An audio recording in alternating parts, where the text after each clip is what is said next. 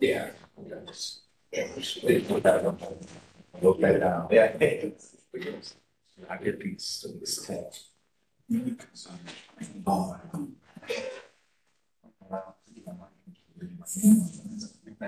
Is that the private?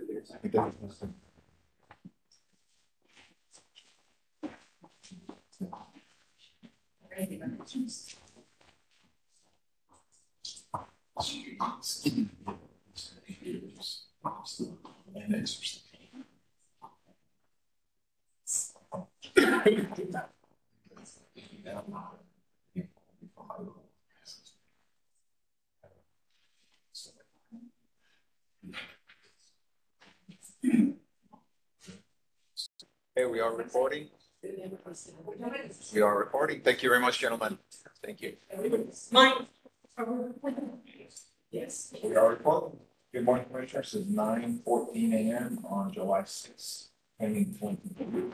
Welcome all. As always, this is the briefing of the Dallas Planning Commission, just a time for commissioners to ask questions of staff. We're running a little bit behind, so we're going to get started with this morning. Good morning. I'll take one. Thank you. Do District 1, District 2, She'll be here later. District 3, Present. District 4, 5, Present. District 6, present, District 7, District 8. I'm here. District 9, District 10, Present. District 11, present, District 12, present, She's online. She can set it up. District 13, present, District 14, here, and 15. He's absent today. Yep. Thank you very much, Commissioners. Before we get started, Commissioner Herbert has agreed to serve as Vice Chair today. Can I get a motion? So moved. Thank you very much. Commissioner Young, all those in favor say aye. Aye. Thank you very much. Thank you, Commissioner. Storm.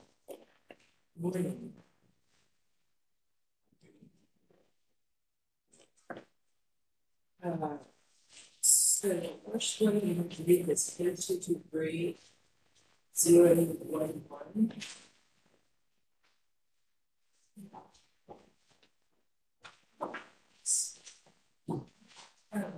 Number 2.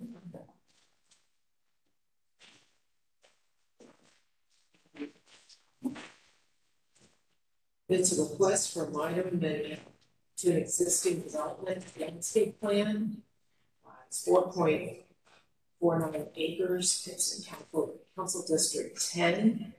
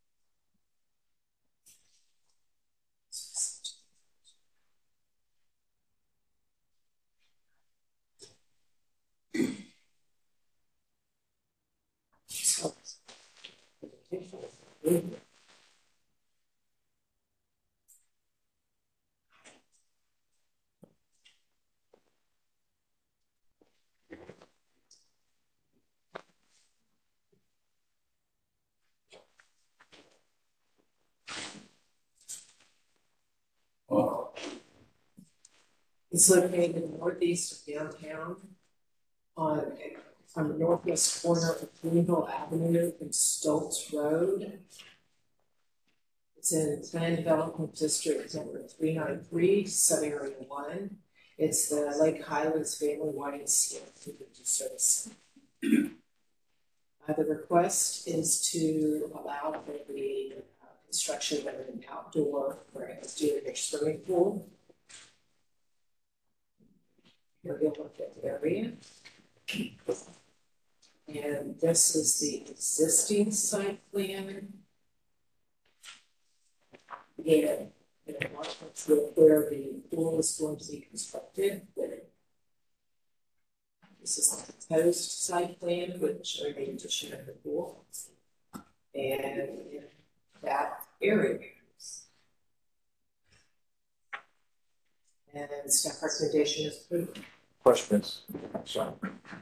Yes, I just wanted to confirm your point of view on this. I studied this, no change to the building, no change to the configuration of the parking. Correct. No change to the parking. Correct. Simply an insertion of a swimming pool in a form of the. Yes, and in fact, I think you guys, we saw a minor amendment to the site plan that changed some of that back about 6 months ago. So all that is in place, and it's just the addition of the swimming pool. Commissioner Carpenter, please. There are homes mainly in the west of that side. Yes.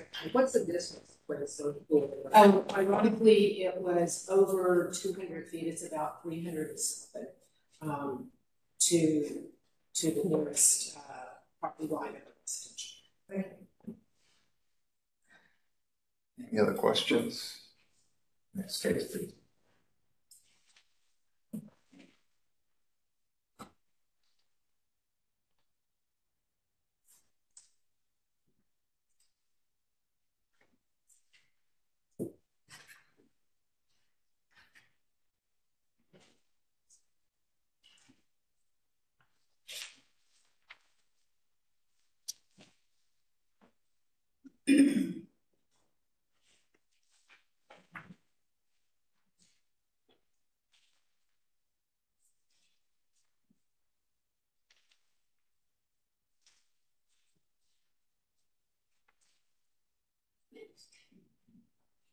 Next item is 2223-004.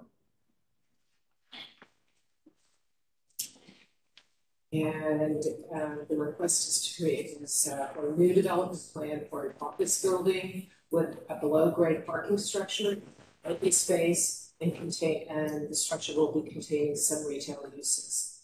It's in Plan Development Sub-District 164, Sub-Area A, within PD 193. It's just shy of 4.5 acres, and it's in Council District 14. Located on the southwest corner of Field Street and south of Skiway, just west of downtown. And the office, it's a single office structure, but comprised of different portions. One portion being 13 stories, with that portion of the structure containing ground level retail, portion having a 10-story, and another portion being 8-story with below grade parking structure and open space of 1.5 acres being provided. You can see it's surrounded by other PDS sub-districts in 193 and 85 acres to the west. So this is the existing conceptual plan, and the area that we're looking at is in sub-area A. And this is the proposed development plan. See a little bit over here. The outline is the red of the total structure. And to get some perspective on how this is all working, looking west from Field Street, you'll see the different levels. And then from the south to the north,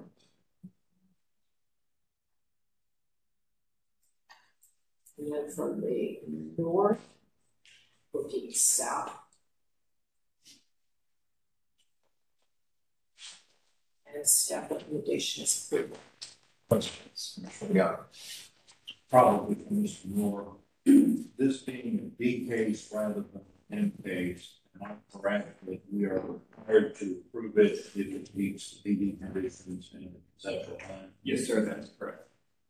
To you, Commissioner Fairway. Can you put up the map again? I was curious about the open space.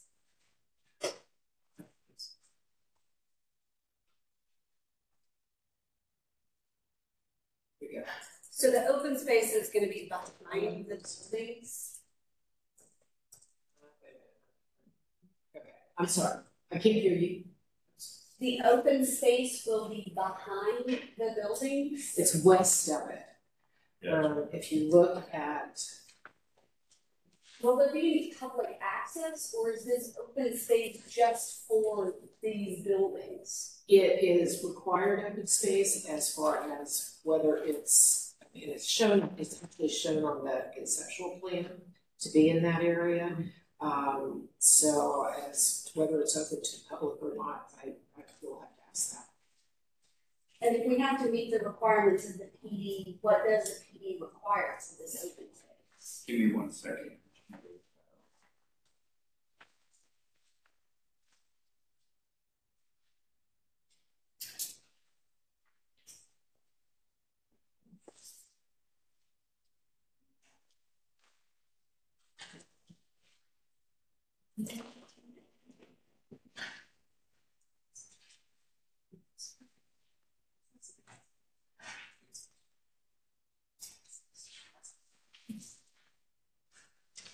So within the PD, there's a minimum open space required,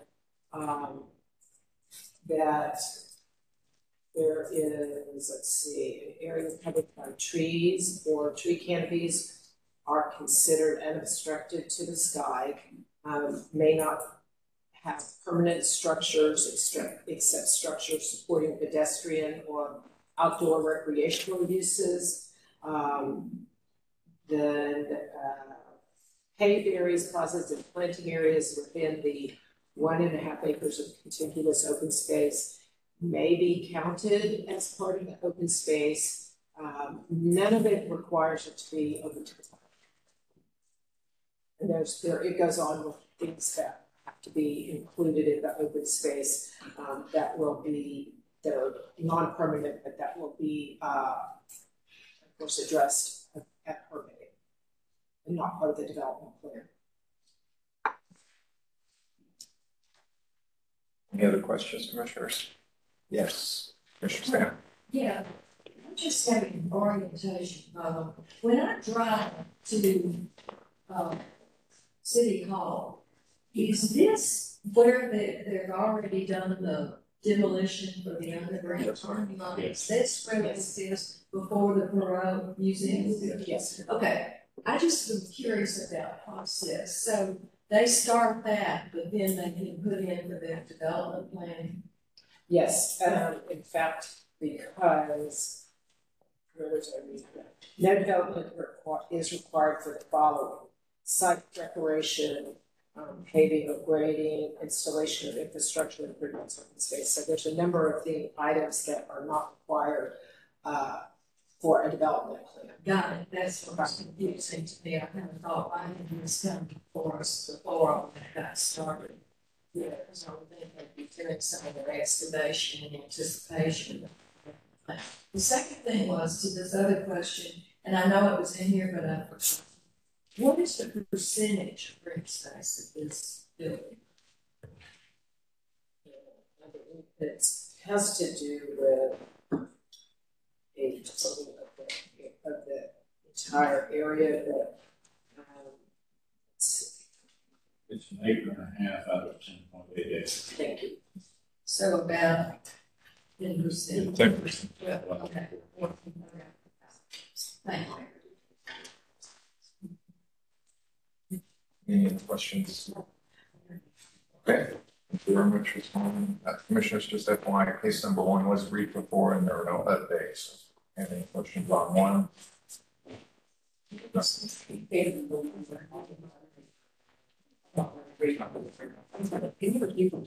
Yes, Kate. Yeah, case number one was region 4, and there are no updates, but if there are questions, we can take one at a time. No questions, so we'll keep going. Thank you very much, Ms. Walner. At this point, Commissioners, all cases are still on the consent agenda. Except all one. Well, you don't have, on the zoning consent, you don't have it.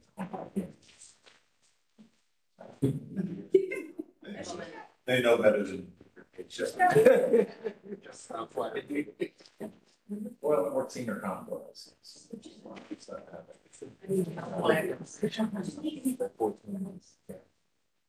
They can always jump off. They might just jump off as they get very pissed.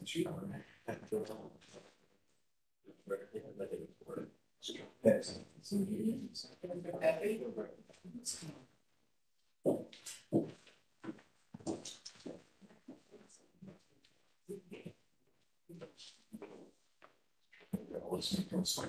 He does this presentation. I'm working exercise 15 and 36 font. So he's going. Yeah. That's okay. That's just, you know.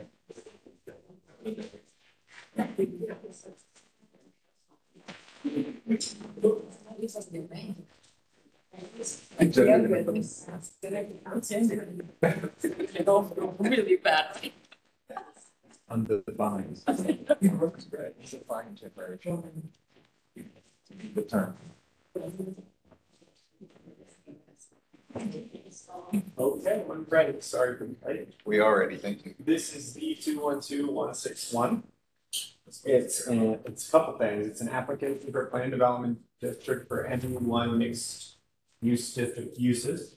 The determination of specific use permit number 891 for an establishment for the care of alcoholic, narcotic, and psychiatric patients, and the determination of deed restrictions ZA23227 on property zoned in MF1, a multifamily district on the west line of University Hills Boulevard, northwest of the intersection of East Wheatland Road and University Hills Boulevard.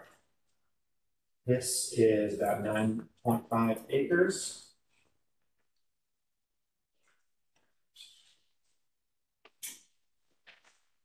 It is southern boundary of Dallas, the city of Lancaster.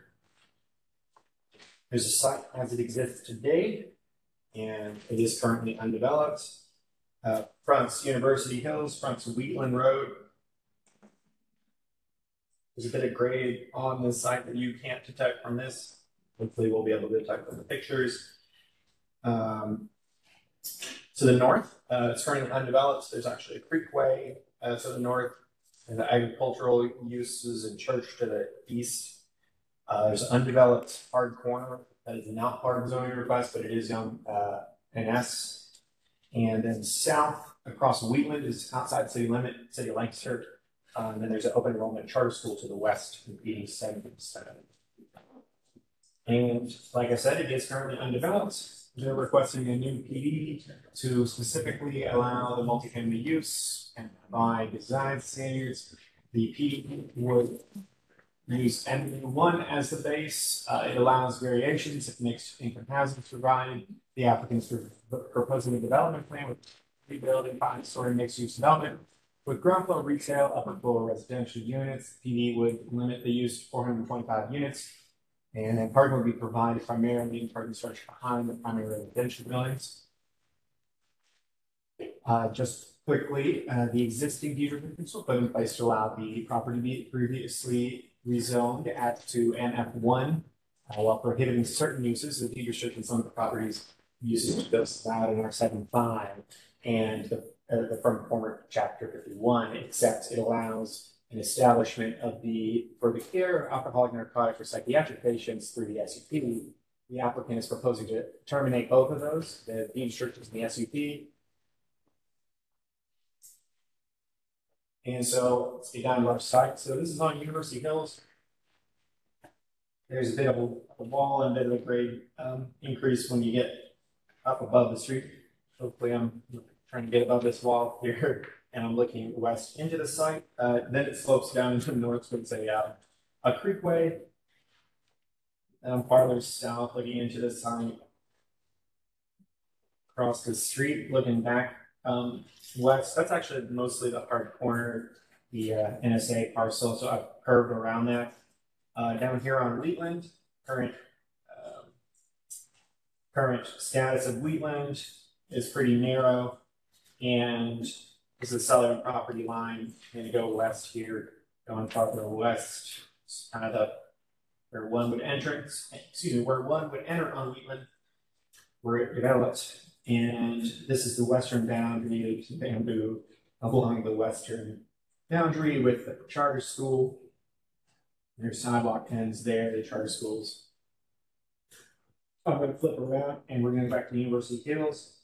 So here's University Hills. There's a church across University Hills, wide thoroughfare. And I'm looking back at the quote hard corner. Now I'm looking south. These are City of Lancaster properties, generally undeveloped. And then looking southeast across Wheatland and University Hills here, undeveloped in the City of Lancaster. And now I'm looking back west. Lancaster's on the left, hard corners on the right.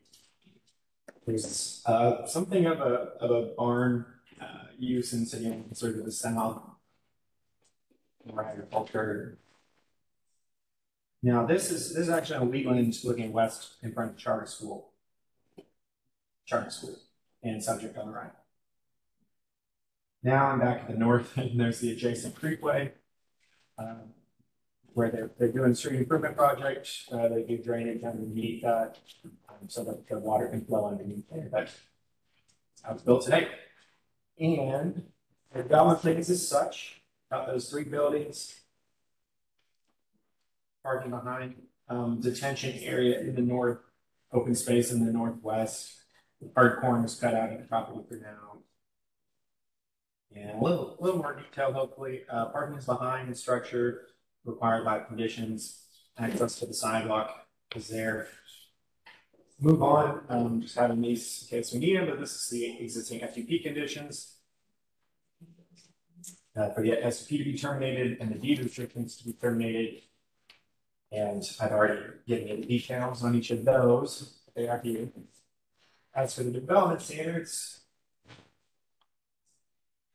it uses MU1 as the base. They vary from that, especially with the mixed use. That gives them an increase in the mixed income house, or that gives them an increase in the density, should they provide that. But that also brings along the 4.11 of 7 design standards. We'll talk about the design standards. So they've got the 4.1107 design standards that I just mentioned. So all of those are there. Plus, no parking in the first 30 feet of the street frontage. Exterior lighting so those say exterior lighting systems must be oriented away from adjacent residential properties. It's also covered in 4.1107. And it also calls for street furniture on each frontage. So those are in addition to the other design standards. Just to go into the bigger picture, part of the UNC Dallas master area plan, I put a tiny little blue parcel there in the southernmost part.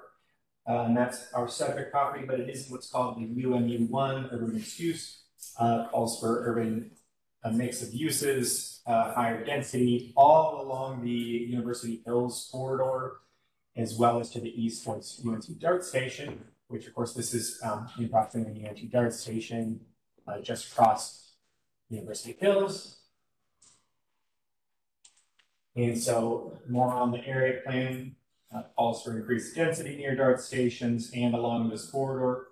The urban mixed use column that I've tried to highlight in very thin drill is the land use range they're looking for, the height range they're looking for in the plan. And this proposal meets that. So it's working within the bounds of the plan and the design team makes further the goals. We did have some changes from the docket that are a result of the community meeting last week. And staff is in support with those. Added, include reference only, include a reference to additional design standards, not design standards, but just standards for a drive-through restaurant if it were to be provided. Rearranged how height interacts with the bonus. The base height in the PD is now 6 feet flat, rather than only in the bonus scenario, whereas previously all variations to MU1 were tied to the bonus, which could have a higher height in max height in a MU1 no MH scenario, but they wouldn't have that density. But either way, we've reworked how height works, and I can go into more detail if we need to. But that has been distributed yesterday. Detention pond must include a water feature, loop path, and be accessible from the main site. Taller screening, they call for 8-foot screening on the residential adjacencies. That's mostly going to be the west. Solid screening, to clarify. Drive-through restaurants are limited to 1 use if provided. Specifying 2 electric vehicle spaces are required in the retail area and 4 in the residential area. And specifying street lighting must comply with code on both frontages. And this does not necessitate changes to the development plan. It's all there in text. So staff recommends approval subject to the development plan and conditions as briefed. Questions, Mr. Boyd? Mr. Pepe, thank you so much for that. And can you help explain for the record why we have the 5% affordability on this particular case? Yes. Among other things, it's seen as an increase in density, and while an increased density is appropriate along this corridor, it helps us meet our housing goals both by providing additional market rate housing and a small amount of mixed income housing. When you look at the MBA category, this is the MBA category F. And so what that implies is 61 to 80% of area median, family median income. So that provides housing to people in that bracket, and it would only be 21 units out of 425. But likely that would be helpful in providing student housing, professor housing, other things related to the university. And it also, it ties it's an incentive, it ties the additional bonuses, including density, to the mixed income inclusion. So it is an appropriate request to have 5% affordability, even though this came in as a total market rate request, correct? It is. It's 95% market rate, and the requested income category, the 80% maximum MIH is appropriate given housing's goals for this type of MBA category. And this is right across the street from UNTD, right? It is. It's within walking distance to the last stop of DART, correct? I took it to get here, to get there. Oh, that's wonderful. And it's within the walking trail at UNTD, the Runyon Springs Walking Trail, is that not correct? You can access it pretty easily. And does that walking trail not end up at the Singing Hills Rec Center? I suppose it does. And to the next DART station? Yeah, campus. Mm-hmm. So this location provides walkability, density, and an access to a very active rec center. Is that not correct? It is very active. You saw it firsthand, correct? Yes. We basically barely got space, correct? Next thing, the height. Is the height not consistent with the UNTD area plan that calls for 5 stories in height as a standard? It does. That's correct. So UNT calls for 2 to 8 stories along that corridor. we recognize this is one of the first projects in the south part, so it is a bit transitional, so it's limited to the 60, but it is appropriate in the long-term master plan for the corridor for sure. I believe if I'm not mistaken, when you read the area plan for UNTD, the Forward Dallas area plan, page 24, it does state that it should be a you can have a 5-story height in building and up to 10 stories. I think that's on the next pages or so. Yes, certainly, and that will certainly play a role into how height and other standards are evaluated in further cases along the corridor. It's something that we looked at very seriously in considering this case, and so it's an increase on high interest of property, but it's in keeping with the plan and in keeping with what further zonings will be along the corridor. So along that corridor, when you look at Wheatland, and as Wheatland moves east, you will see the same type of development. We should see the same type of development, if not higher building, opposed to this this location. Correct? Yeah, as we go up, University Hills, even across to the east, directly adjacent to the station, there's a lot of private property on the east. That is slated to go higher than the 5 stories. Yes. This just happens to be the first of this particular development that is going higher than single story, 2-story, and even 3 stories. Is that not correct? That is correct. Okay, great, thank you. And then just to top that off, through the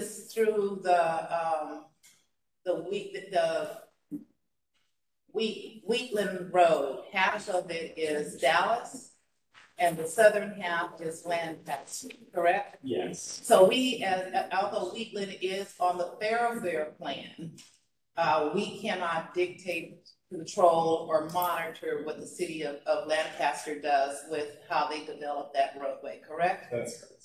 So based on what we are doing at this location, this is the best use of land at this particular site based on the area plan for UNTD, the design standards, the TOD requirements, and et al. Correct? Yes. Thank you. Mr. Carpenter, please. There was a condition added, street lighting must comply with code on both frontages. What exactly is that saying? How does that differentiate when the pedestrian, the front of pedestrian lighting that we typically write? Yes, and that's referring to street vehicular lighting. So it is required to be code in that, and generally they have to dedicate on Wheatland. They have to improve on their side on Wheatland, and for the condition, they will still have to meet code, but it doesn't supersede nor vary from the pedestrian scale lighting that is also included in the base design standards. We got an email about some neighbors who had some concerns about an exclusive lane drive-through restaurant. But the PD conditions actually require some seating area for any drive-through restaurants. Is that not correct? That's correct. Between the building and the sidewalk where it's to be included. Can you show me on your plan where that might be located? So my understanding is that a specific plan for a drive-through is not finalized, and I think it would be if they can't fit it into this site as it's built out, as this is built out, they'd have to do it through minor amendment. But the condition is still going to require that space to be included, whether it's under this development plan or a minor. But I understand that that's still in negotiation. The PD requires 6-foot sidewalk, but it doesn't specifically say anything about a buffer strip. Is that required through Article 10? That's actually street, because it's thoroughfare, because they're actually both thoroughfares, so that's gonna be covered, through the street design manual. Okay, and the PD conditions specify certain pedestrian amenities along the street frontages and in that retention area, but if I'm recalling correctly, the amenities for the open space just says may include. Was there any, various things, was there any intention to specify certain types of amenities to be included in the open space? Well, this language that we use for what it may include, is generally meant to be broad to let them design it how they might want to. We got our pedestrian amenities, street furniture on the streets, but they will have leeway to include gazebo, patio, trellis, playground equipment. That's likely going to be in the northwestern open space, but we like to say what can be put in, so that it's kind of clear that other things can't be in, like buildings, cars, and whatnot. Thank you. Commissioner Young? I guess I'm going to challenge Mr. Kingston a little bit here. Yeah. NPR reported this morning that in 9 years, 2/3 of all new passenger cars will be electric. Given that, are you concerned that the 4 EV spaces out of 425 units is not sufficient? Nothing precludes them from putting in more. They put in as many as they desire for the needs of the residents. And my understanding is that they typically do, this developer. So I'm not concerned. It also has access to DART to, increasingly shift trip assignment. Okay. Commissioner Houseman? Yes, Mr. Mulkey, just studying the development plan here, on the left side of the plan, there's a parking summary that refers to 420 units total. The notations on I'll call it the body of the plan, or on the buildings themselves, come to 425. Just curious if you think that's an issue.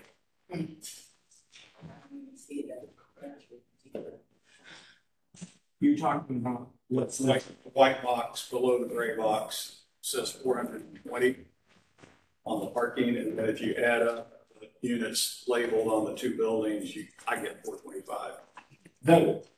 That text is going to control, so and it's on a by unit basis, so they will have the ability to tweak a little bit within those bounds. And we don't state that it must have the exact number that's listed on the plan. It is demonstrative, but it is governed by the ultimately. Yeah. 2 questions. Yeah.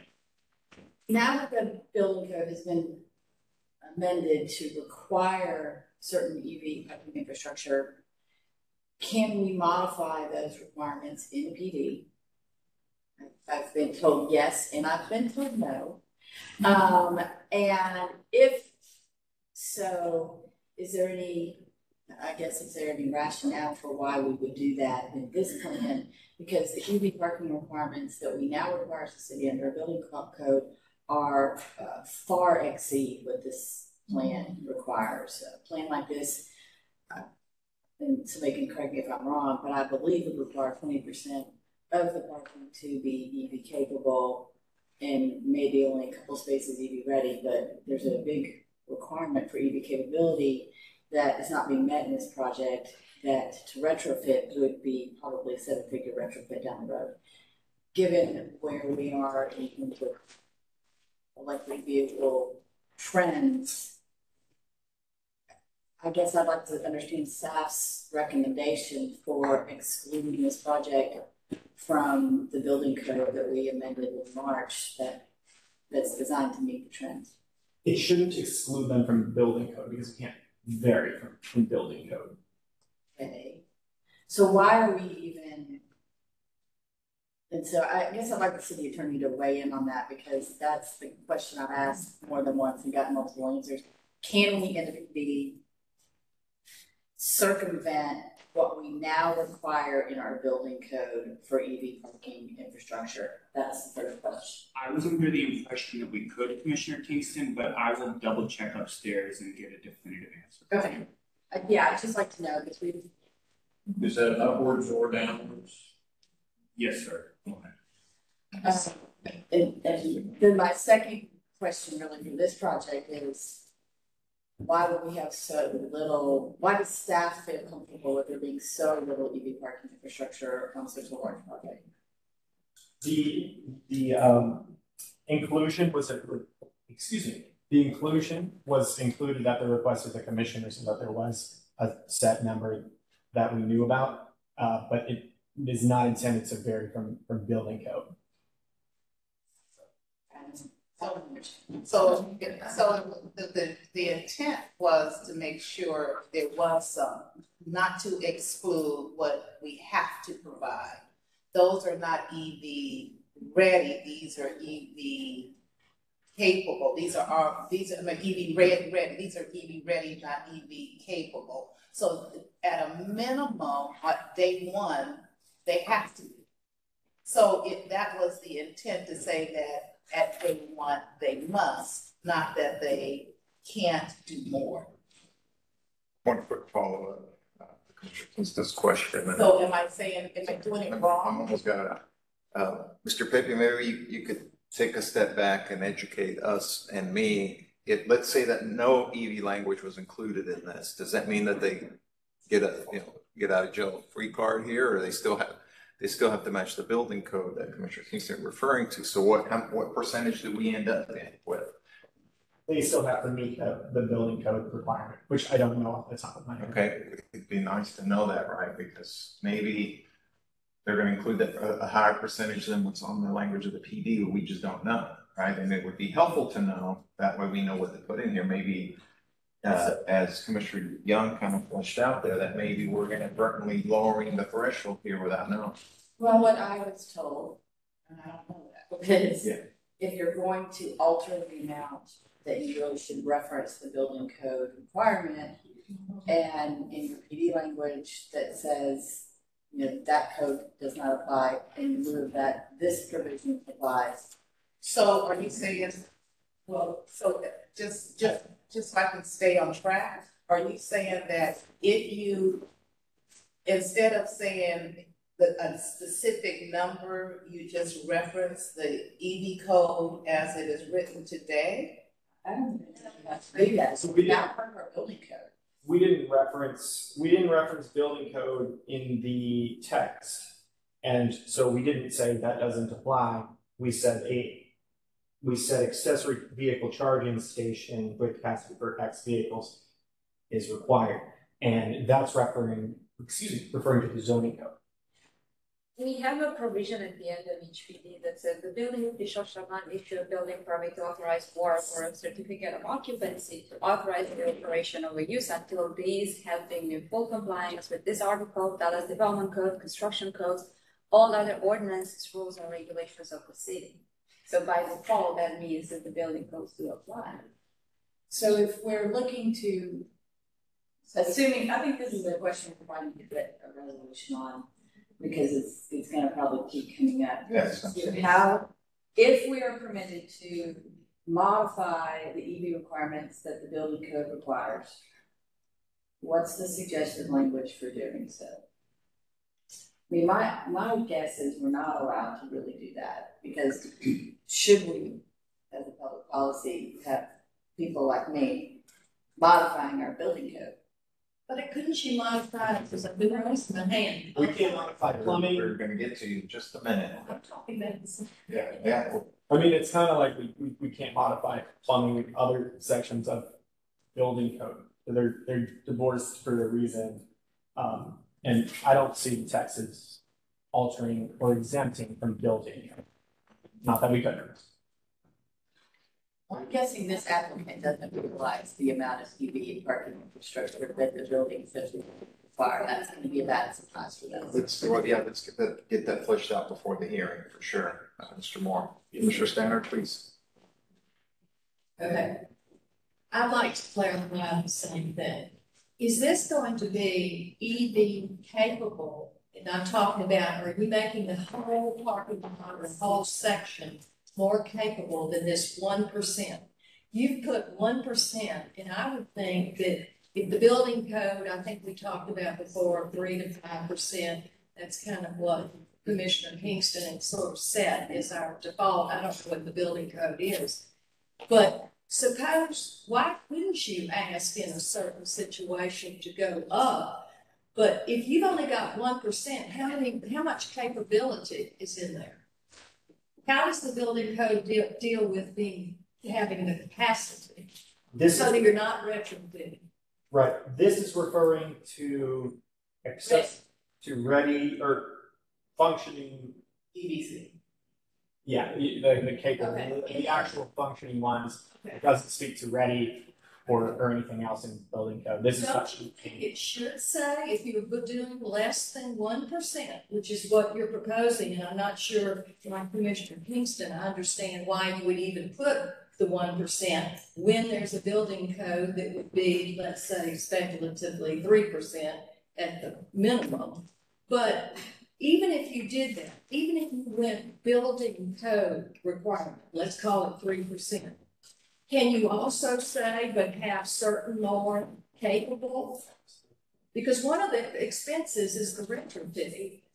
And if we're not dealing with, I heard the same article as Commissioner Young today about EV and how there's a real dearth of, that they don't have enough charging stations. And they're finding that already. And so I guess I feel the same way. Why are we anticipating the need that if we meet the building code on the ready, but we have a certain amount of capacity also?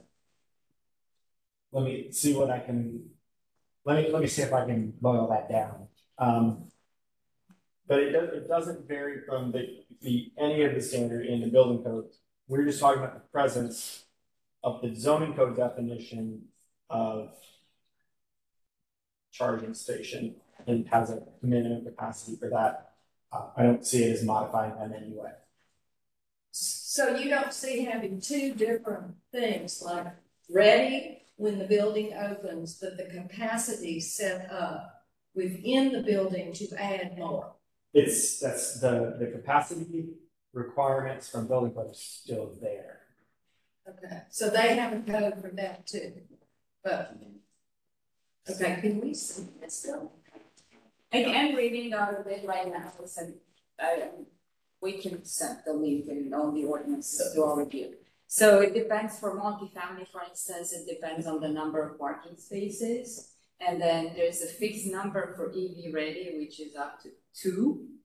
And there is a fixed number or percentage of EV capable. So if you have more than 26 parking spaces, 20% of the total parking spaces must be EV capable per the building.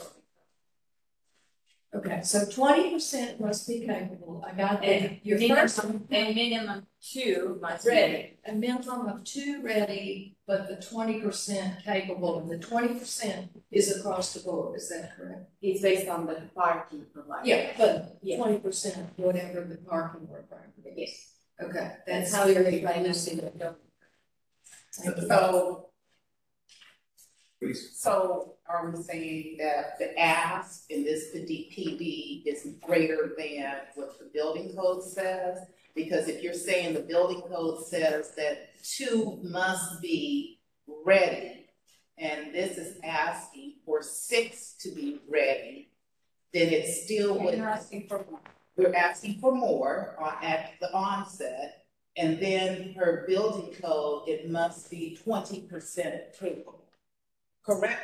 Yes. So basically, the way this is written is asking for more than what building code is required. But isn't it asking part of it for retail, not multifamily? It's for both. But is the 2 Is for it every multi-section? You just read the I had multifamily series, that's what I had in here. 2 is for every multifamily. Yeah, but this is a retail component. Or in the park. 2 is for a development, different things, not. Can you do an analysis before the hearing comparing?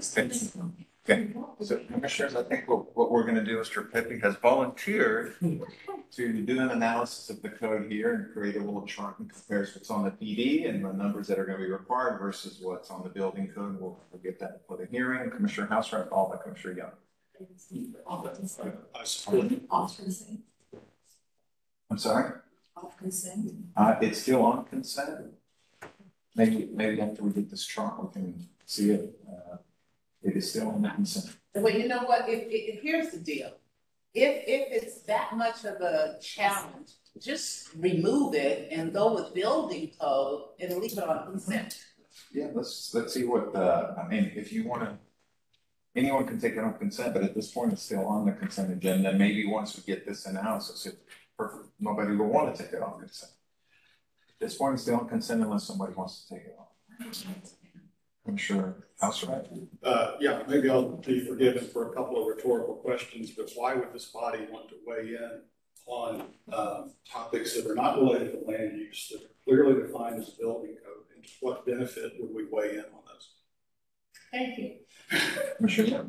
Well, I was about to make a declarative statement and I won't. Assuming that Mr. Moore says that we can vary from the building code, and assuming further that we don't want to inadvertently vary the number downward, both as to the current building code and as to the building code that might be in the future, would it make sense to say 4 or 6 or whatever number, or the number required by the building code, whichever is larger? Oh, that's a great fix, isn't it? Doesn't hurt. Yeah. Would staff make that part of the recommendation as brief? Yeah, as brief. It takes a legal. You can think about that. I think that's very frequently an elegant solution. So. Commissioner Houston. Well, I guess, and this might be covered by whatever chart he's gonna do, but is there a reason that the new building code EV requirements can't be distributed to this body so that when they're talking to developers? No, I'm gonna send you. Thank you. Thank you. Perfect. Any other questions, commissioners? Take the 5-minute break. Okay, 10:05. 10:10. That's right. Yes, you go start your class. Parking. Having parking. Commissioner Young's recommendation seems fine.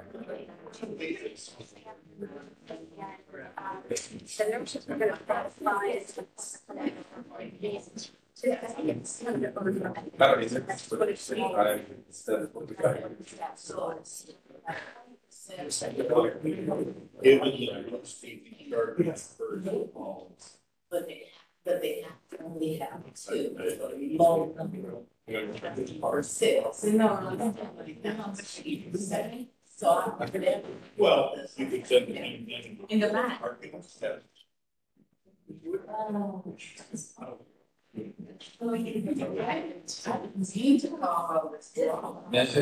all we should.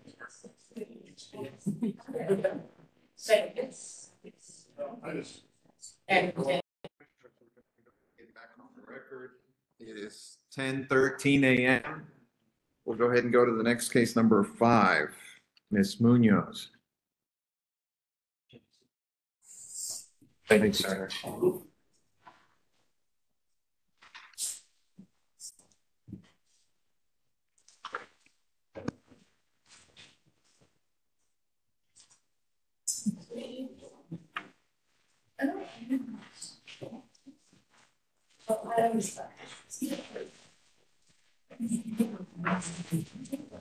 morning. There she is. Things are running a little slow, but I do have a presentation up. Let's see if we can get that shared. Commissioner. Did you bring those back from there? Yes. Yep. I mean, yeah, this morning, still like, Sorry. Yes, we hear you. Can you hear me?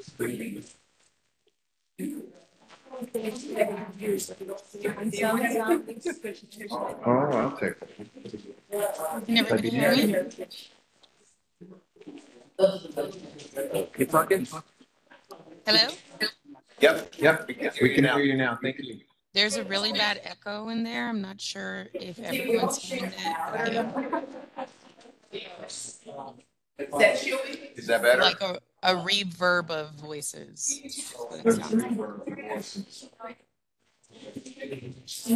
You have a laptop with a microphone on, make sure you mute it. Yeah. We're ready, Ms. Munoz. Yeah, sure. Okay. Are we seeing the presentation on the screen? Yeah. Yes, we are. Wonderful. Thank you. This case is Z223125, and it's a general zone change request for property that's currently agricultural. They're requesting a community retail district on the south corner of West Lawson Road and Lassiter Road. Their property contains about 7.7 acres of undeveloped land, and they do have a proposed land use, a general merchandise or retail food store with a motor vehicle fueling station.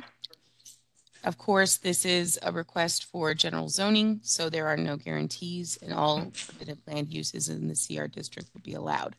Now, for a consistency review, this is in the East Kleberg use study area, and it's sub-area 3.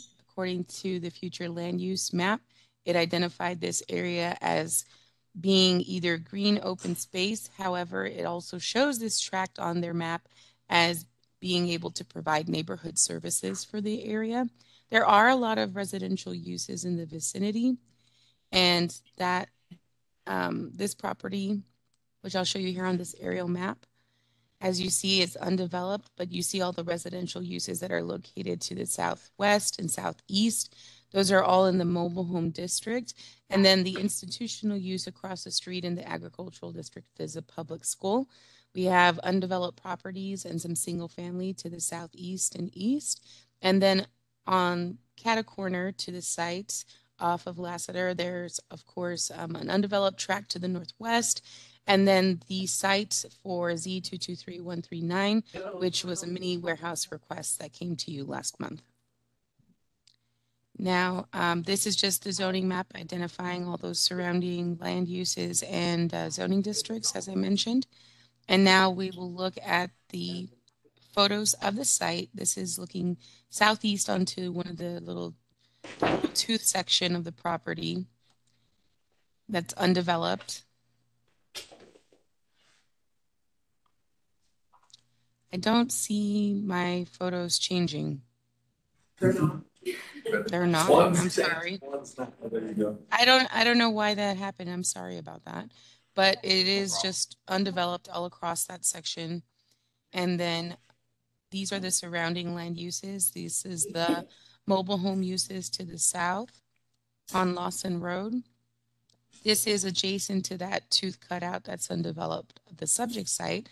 There are single family uses there.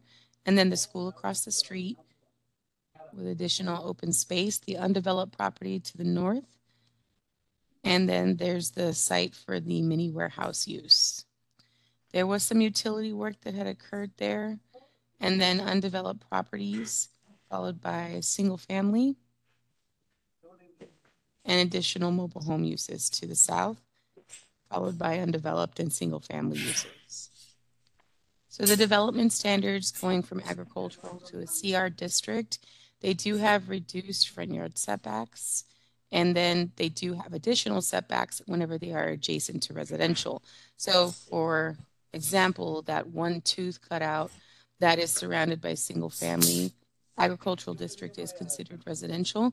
And despite the small width of that property, they would be required to provide a 20-foot side and rear yard setback on that section in order to maintain their setback due to residential adjacency. Then the height, of course, is increased to 54 feet or 4 stories. However, they do have to contend with residential proximity slope with the surrounding zoning district being residential. Then additionally, the lot coverage is increased because agricultural district is meant to be a transitional district that maintains a lot of open spaces and is primarily used for the raising of both crops and livestock. Single family rural is what it's typically containing. So it's about 10% lot coverage, which is the maximum for the district. That would be increasing to 60% with the community retail district. Now, as far as the land use comparison goes, I've highlighted comparisons from the A district, the AA agricultural, to the CR district, how many overall permitted uses, and then wherever you see a highlight, that's the district that has the most uses permitted. So you'll see a reduction in the agricultural uses, an increase in the commercial business service uses. It actually has a reduction in the industrial uses that are permitted.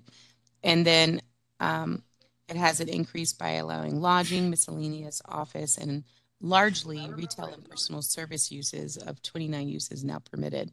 Now, while all these uses may be permitted by the base CR district, the applicant did offer deed restrictions, and these volunteered restrictions actually prohibit 45 of the permitted land uses in the CR district, of which many of them, 21, more than half of them are uses that were currently permitted in the agricultural district. And then an additional 21 of those are entirely new to the ag district. So they were brought in by the proposed CR district, and those are all being prohibited with the deed restrictions that are being offered. Staff recommendation is approval subject to the deed restrictions that are volunteered by the applicant. Questions? Sure, yeah. This is probably for Mr. Narvaez. Saw him here earlier. Is he online, or do I need to wait till after? I don't see him online.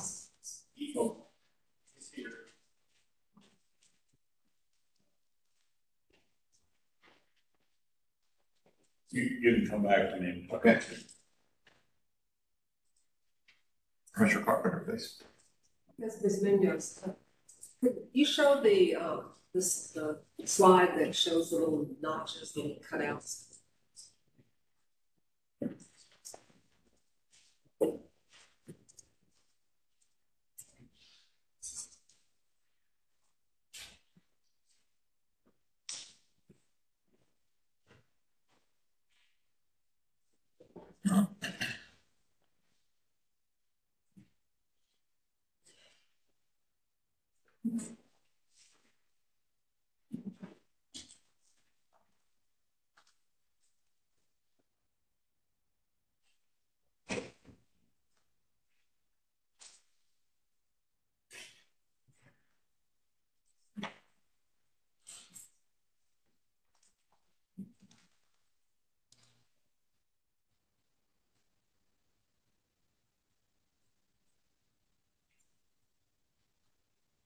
Are we able to see it?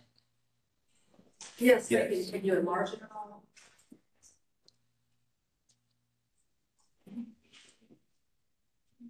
That's a little better. So the little piece, I mean, there's a little notch that's excluded. It's still zone agricultural. Is that correct? And then the little notch, yes, there's a little notch that's excluded that's agricultural, and then there's a little notch that's included that is now going to be CR, but it has a single family home right next to it.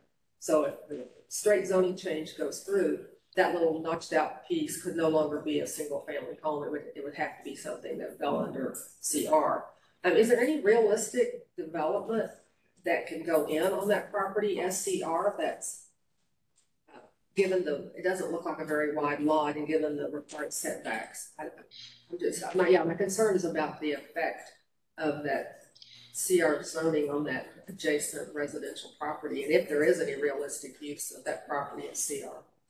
I don't think that there is. There's a combined block continuity front yard setback, so 50 feet on the front yard, and then 20 feet for the side yard because they have the residential adjacency on either side.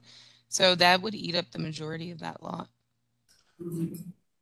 And the part is that southwest, I suppose, the very bottom part here, are those single family homes adjacent there? I guess that's is that a manufactured home, mobile home? Yeah. These two look like single family homes, if you can see my cursor. Right, and then the longer little notch, the little red line, that's all a single family also. These are all, I believe that these are all mobile homes. And right here, they would be required to provide a 20-foot setback. Right. All right, thank you. Sorry. Any other questions, Commissioners? We'll come back to Commissioner Young. Okay, we'll come back to this case. Let's go to the next case. Sueños, number 6.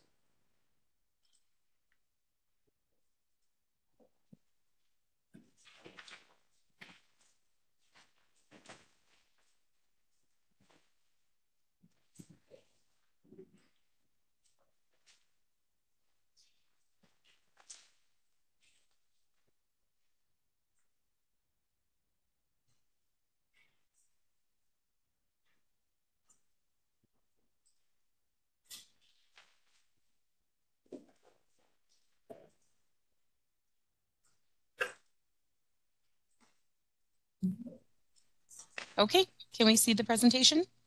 We can. Wonderful. Z223127. This is an application for a CS District commercial service on property that's currently zoned an IR Industrial Research District. It's just over 7 acres and is currently developed with a landscaping business, Texas Land Care Company, that's operating with an office, showroom, warehouse, certificate of occupancy, but they're requesting to have a contractor's maintenance yard, which is permitted in the CS District with a residential adjacency review and not allowed by any means in the existing Industrial Research District. The code defines a contractor's maintenance yard as a facility for the storage and maintenance of contractor supplies and operational equipment.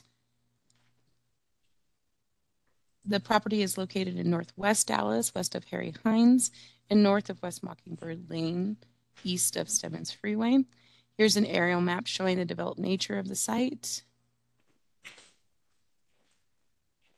And there are other certificates of occupancy here on this section of the property, which seems to house several automotive service repair. There's multiple COs for any kind of vehicle engine repair or auto service center uses here.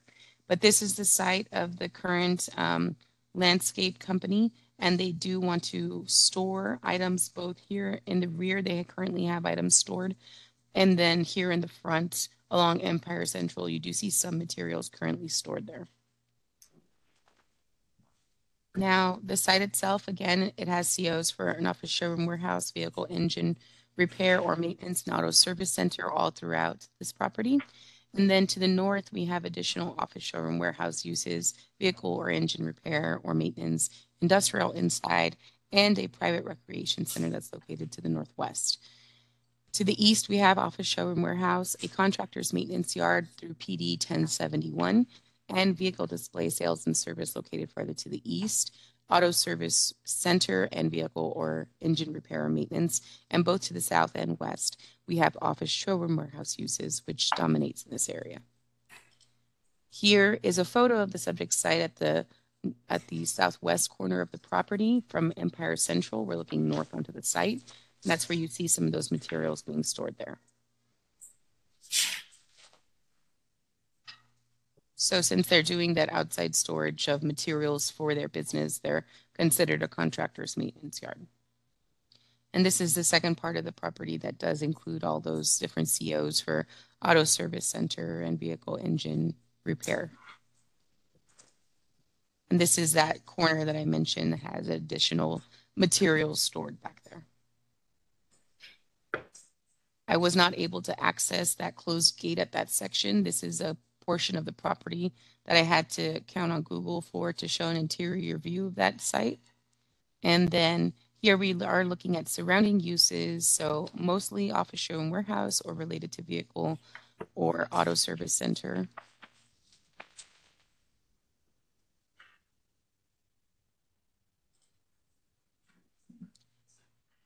And then this is the other contractor's maintenance yard, PD 1071. Which, as you see, they are storing items there. And then this is more office showroom warehouse located to the south.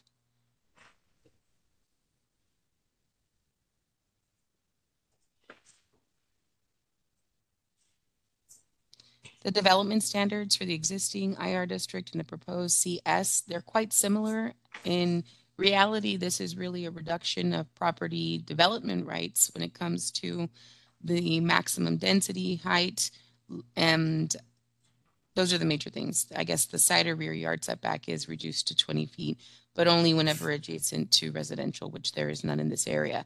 But overall, major reduction in height, it can be noted, as well as the density or FAR, which is now limited. They did provide deed restrictions that are being volunteered by the applicant that eliminate several use categories, and combined with the deed restrictions, staff does feel that overall there are 6 land uses that are permitted now in the wholesale, distribution, storage, and retail personal service categories, including that contractor's maintenance yard. All of those do have some requirement either for a specific use permit or a residential adjacency review. So they will be gauged as far as their appropriateness or require further action by the City Plan Commission and City Council. Like, let's say they decided to install something beyond or maintain more sand, gravel, earth materials, that would require an SUP. Additionally, this use, contractor's maintenance yard, does require screening to be surrounding the site, and screening has to be according to Chapter 51A, our screening regulations for required screening. So a minimum 6 foot solid in nature has to be of some approved material, including brick, stone, concrete, masonry, concrete, wood, or earth berm planted with turf grass and such. So they have to be able to maintain it according to the code requirements for that. This is the sand, gravel, or earth sales and storage, and it would require an SUP. This is a facility for storing and selling sand, gravel, and earth. That is not what they are proposing at this time. If they do have any excess sand, gravel, or earth, they would not be for storing and selling. They would be for use in their actual landscape business, and they still have to have the 6 foot solid screening wall. Now, in my report, I did notice that my parking section referred to warehouse parking ratios. I have no idea why. I apologize for that. But this is an office, showroom, warehouse use. They are required to provide parking per code. So the office, showroom, warehouse portion will be required to maintain for the office section, 1 space per 333 square feet of floor area. For the showroom warehouse space, they have the specifications there. And then for the proposed contractor's maintenance yard, they're required 1 space per 2,000 square feet of site area exclusive of parking area. So when they go in for their CO for this new permitted use, if it does get approved, then they would have to delineate which sections of both the existing structure and the CO that they have, as well as the CMY that's proposed, what areas are being used for each, and then park it properly. It's also when they would be flagged for the required screening. So staff recommendation is approval subject to the deed restrictions that are volunteered by the applicant. Thank you. Questions? Mr. Crawford? Yes, Mr. Munoz. If I'm recalling correctly, we had a very contentious zoning case right next to this piece of property for an almost identical use, where there were open piles of the mulch landscaping material that were causing problems with the surrounding businesses because the stuff was dumped and scooped and loaded and moved. It was aerosolizing and floating and hitting the surfaces of cars and all that. Is this business operating basically the same way? I don't believe so at this point. I did contact code compliance, who told me that there is no existing code compliance history as far as any complaints on materials or overflow of mismanagement of materials and such. And so I'm not aware of that, no. Okay, land use category would allow the open storage of this sort of material as long as they're not selling it to outsiders, they're just using it in their own business. Correct, but they would just have to provide the 6-foot screening. That's right. And there were no limitations. Like if you look at other open storage category or industrial outside, there may be limitations as to the stacking height or areas, a setback or something like that to limit the storage of those items outside, but this does not have that. This land use and the additional provisions only requires screening around the entire property. And so that solid screening would be required at a maximum of 6 feet. One more question. Did you have any concerns? I went through the list of uses that were remaining after the, if the zoning change goes through and crossing out the things that had been restricted, but they would be able to, under CS, as opposed to R, they'd be able to do a liquor store by right or commercial easement outside by right, a public school, convenience store. Did staff have any concerns about any of those uses at that location?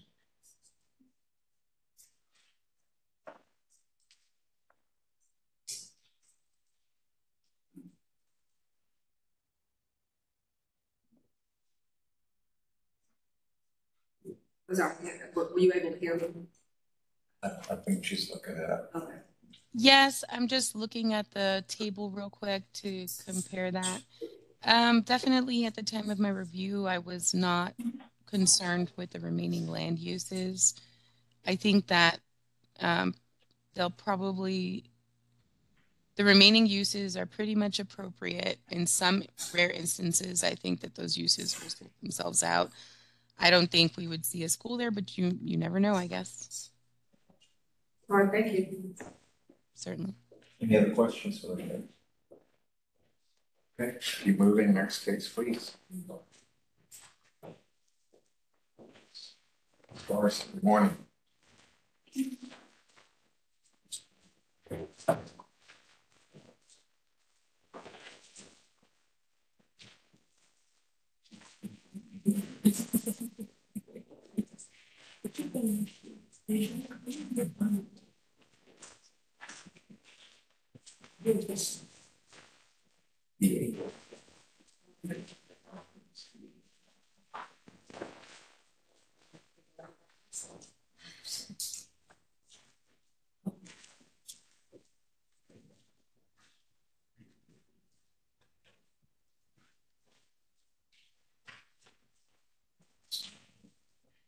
Mesquite. The case is Z223-150.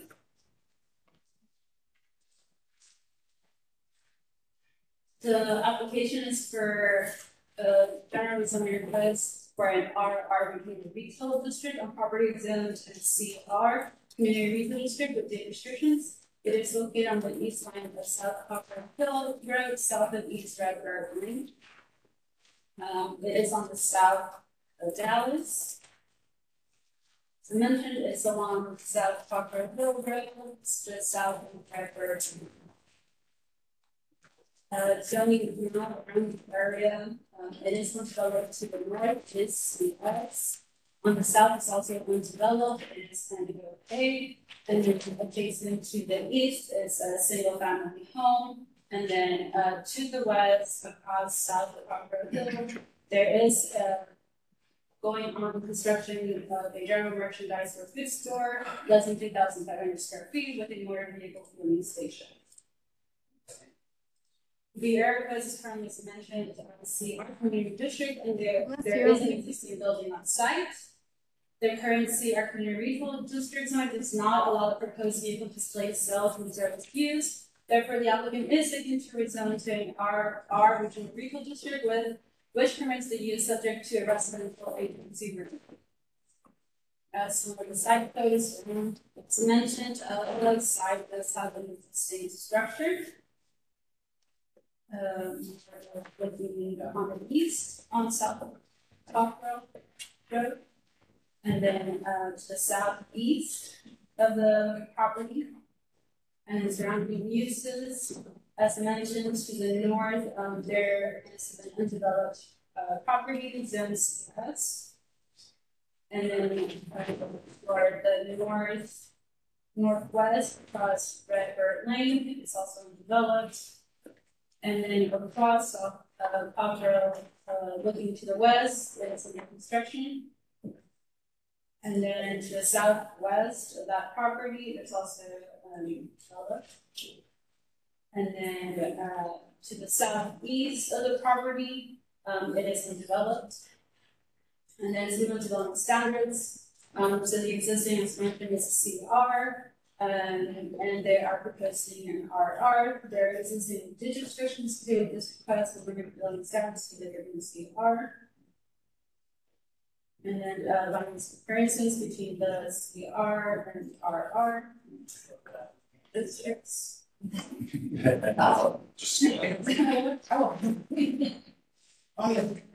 Staff is actually. Thank you very much. Questions, Commissioner Standard? Would you explain to me, I've heard a couple of things you said, the difference between the CR and RR? Did you say that?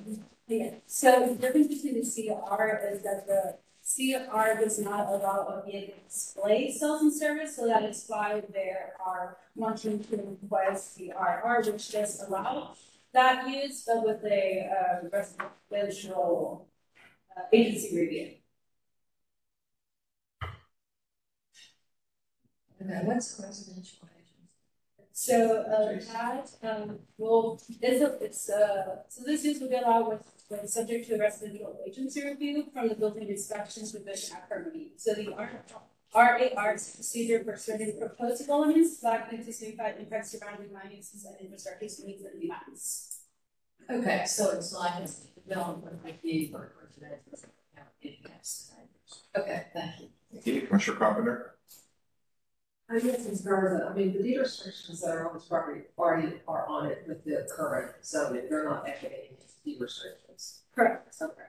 Do you have any concern about some of the pretty intense uses that can be allowed by right, given that residential adjacency there to the east? Because they could put in machinery, heavy equipment, they could put a commercial bus station, vehicle into repair, community service center, all right, car wash, big box, home improvement, get rid of slack.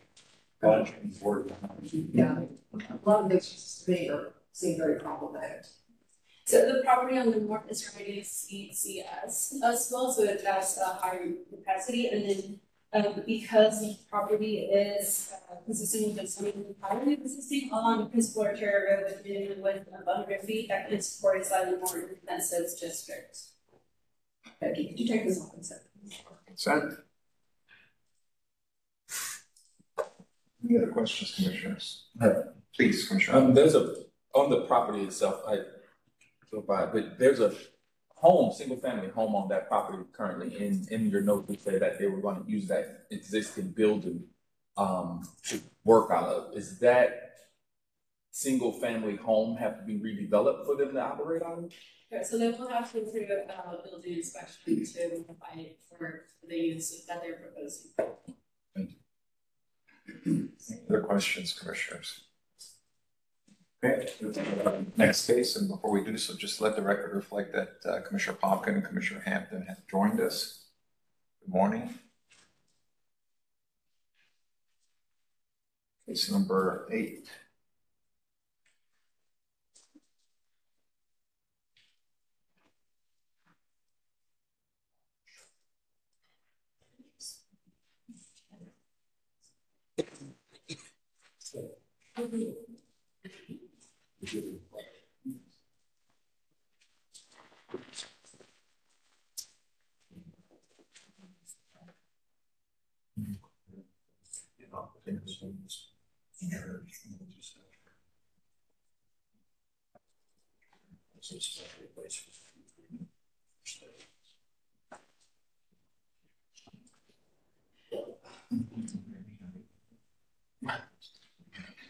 The next case is C223-165. This application is pending new one district of properties and ACR Community District. It is located on the south end of Boardman Road, west of South Lancaster Road. It is, as I mentioned, along the Lancaster corridor. in south of Dallas. This is area Mount Ocean property. And then zoning around the property, so adjacent to the west, it is currently also CR, but there is single family. And then to the east, it's also CR, however, it is undeveloped. To the north, it's also undeveloped. And then there's an auto service center on the northeast. And there's a vehicle display and services on the southeast. And then on the south of the adjacency, there is currently a church. And then along the west, there's also a THR A district, and as I mentioned, the R7.5 district, which is also a single family. Background about this property, as I mentioned, it is currently undeveloped and it's zoned R community retail. The applicant is requesting an MB1 mixed use district to allow a single family rental property. Back in 2015, there was a demolition permit for a single family issued for this. And some of the site photos, this is the side left to the south. And then to the southwest, as I mentioned, it's also undeveloped, and it's commercial. To the west of the property, it's also CR. However, there is single family homes on those two as mentioned, to the east of the property, across Forkham, and then the east on Forkham, and then southeast is all, as I mentioned, undeveloped. And then looking south on Forkham, as I mentioned, those two homes right there, they are single family homes. However, the zone for those two properties are CR. Interest. And then as to the west, and northwest, and then dwelling standards, so existing the CR, as mentioned, is 15 feet. That they are proposing an MU, which is also 15. However, if a block is divided by 2 or more zoning district, the front yard for the entire block is must comply with the requirements of the district with a grade 8 front yard requirement, and because there is mentioned the district with the strictest is an R7.5, so the front setback is 25 feet.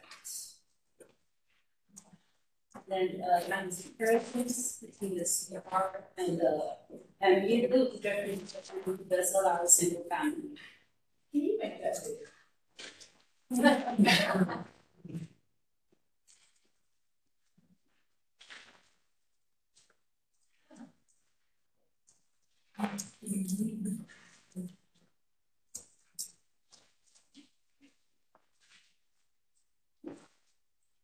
I don't really understand. If you hold down control and then scroll forward, that should be There are worse.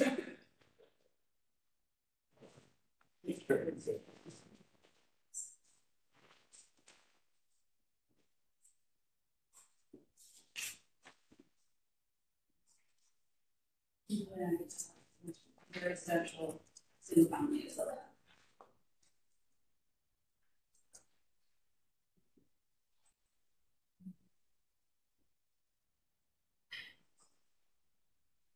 And then, so this property is under the Dallas Child Land Headquarters Station area plan. So the site is within the residential area around the 2 dark stations along Lancaster corridor that have experienced population decline. The concept plan envisions the land use type to be urban mixes and urban neighborhoods, which will incorporate new housing options, as well as make commercial and job opportunities and providing these to transport. And staff recommends a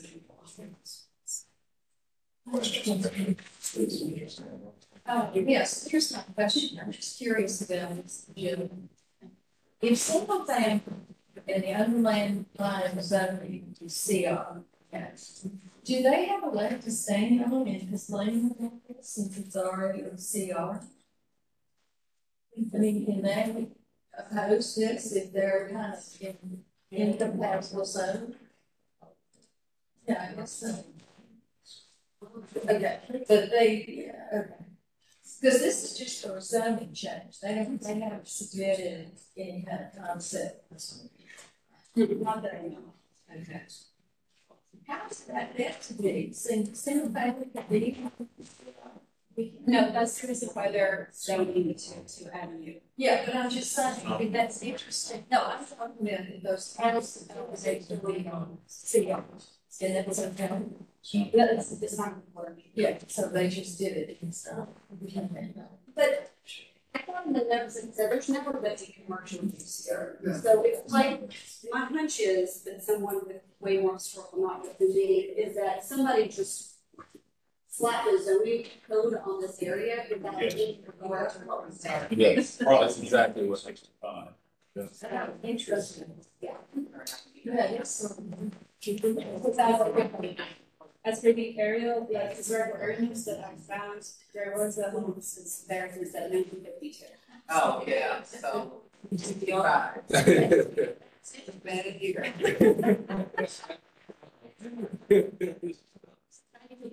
Thank you.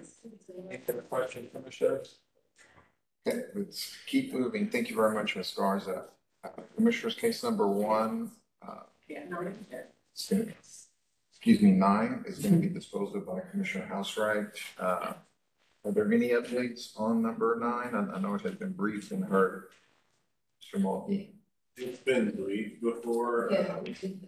We haven't done any updates or anything since we re-advertised it with consideration for a TH3 presentation ready for that, but it's really just as the development standards of the TH3 district, which are in the report. Staff's recommendation is still denial as it's published in the docket. We could be open to a TH3 if the applicant were to volunteer deed restrictions similar to what has been done in some other similar cases recently. I have those in my back pocket if we need to look at that. Okay. Have you had contact with the applicant? He's flexible in terms of the deed restrictions?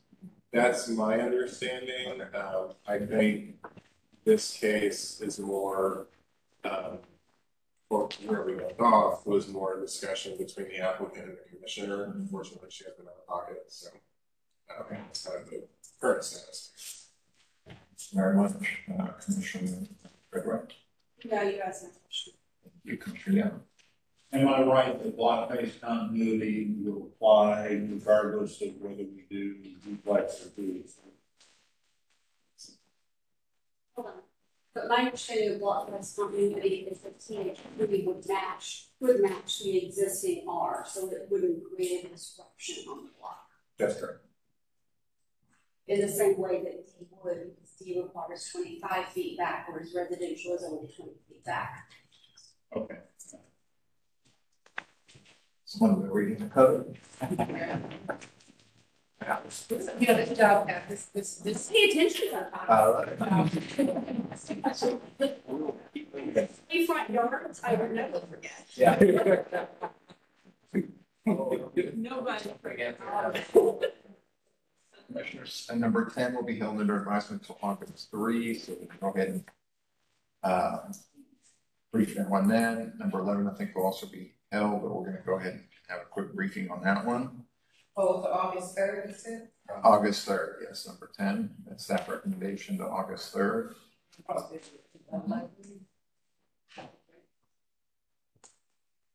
to number 11. Did we need any information on number 10?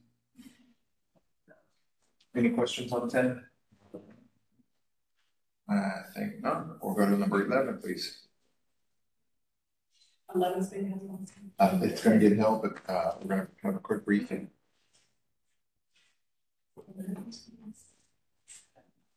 Yes. It is.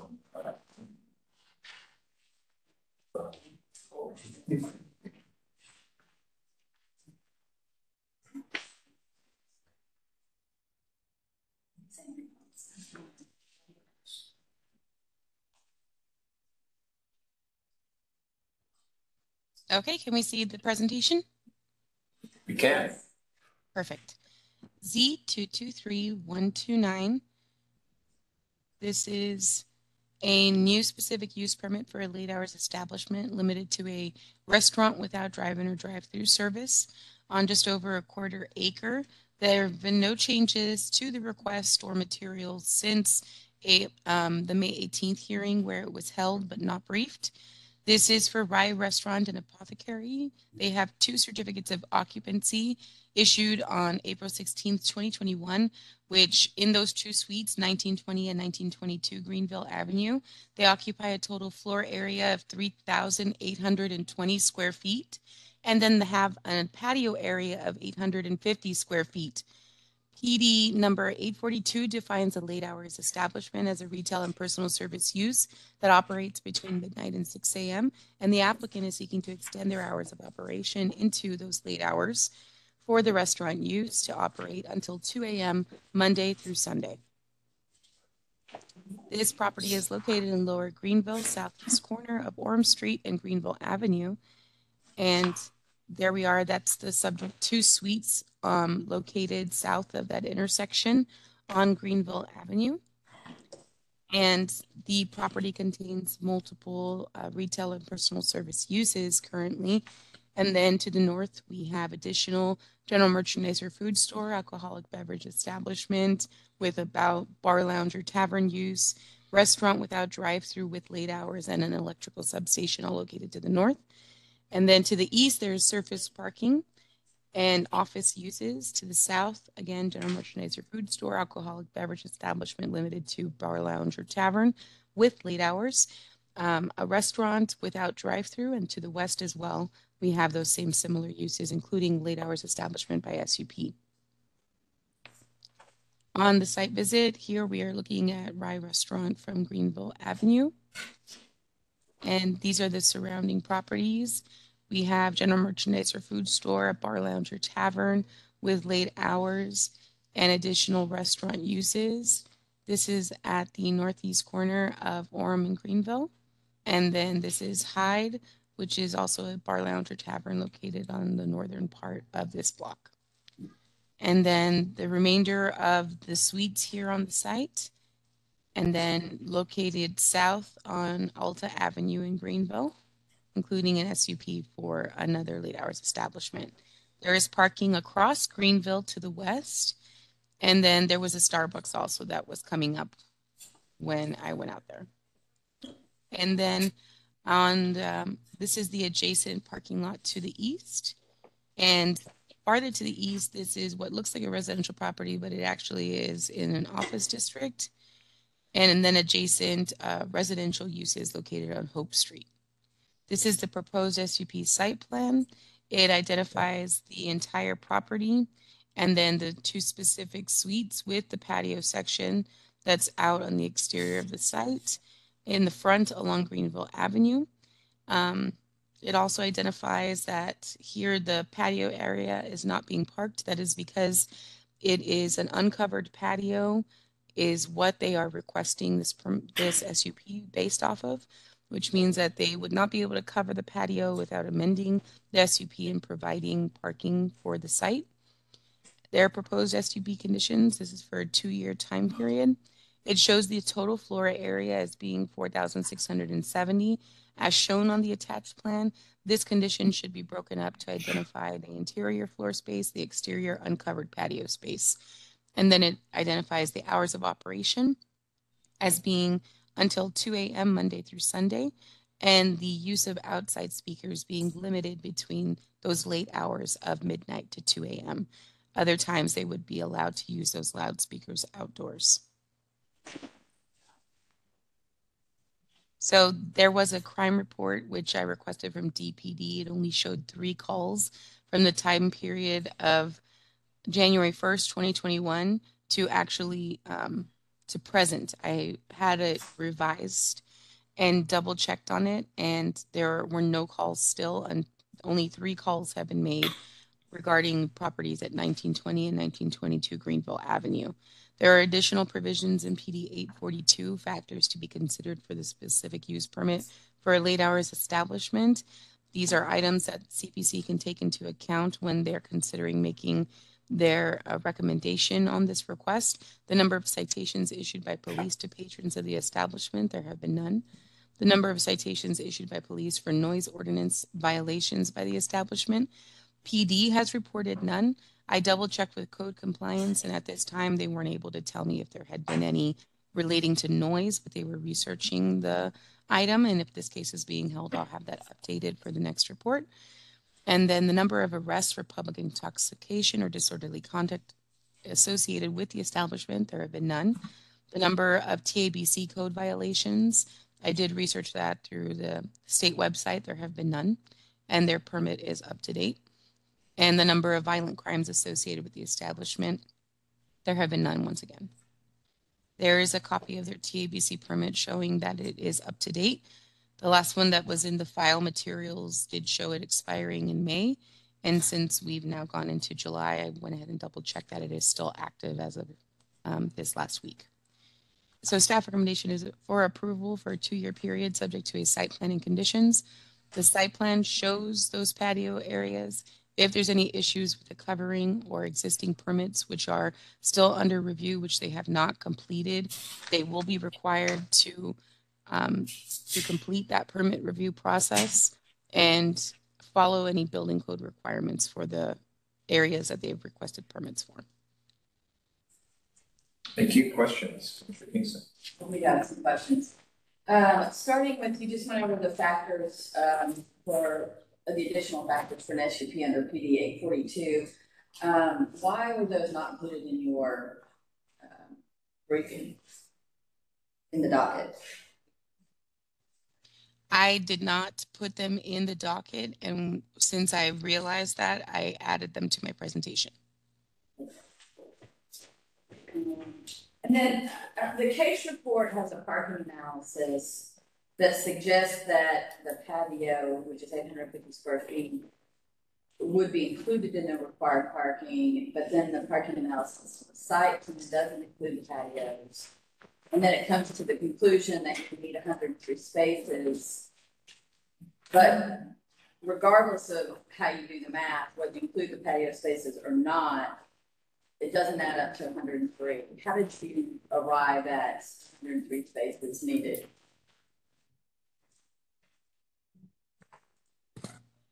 Sorry, I was on mute. I do realize that the way that I described it in the parking section was unclear.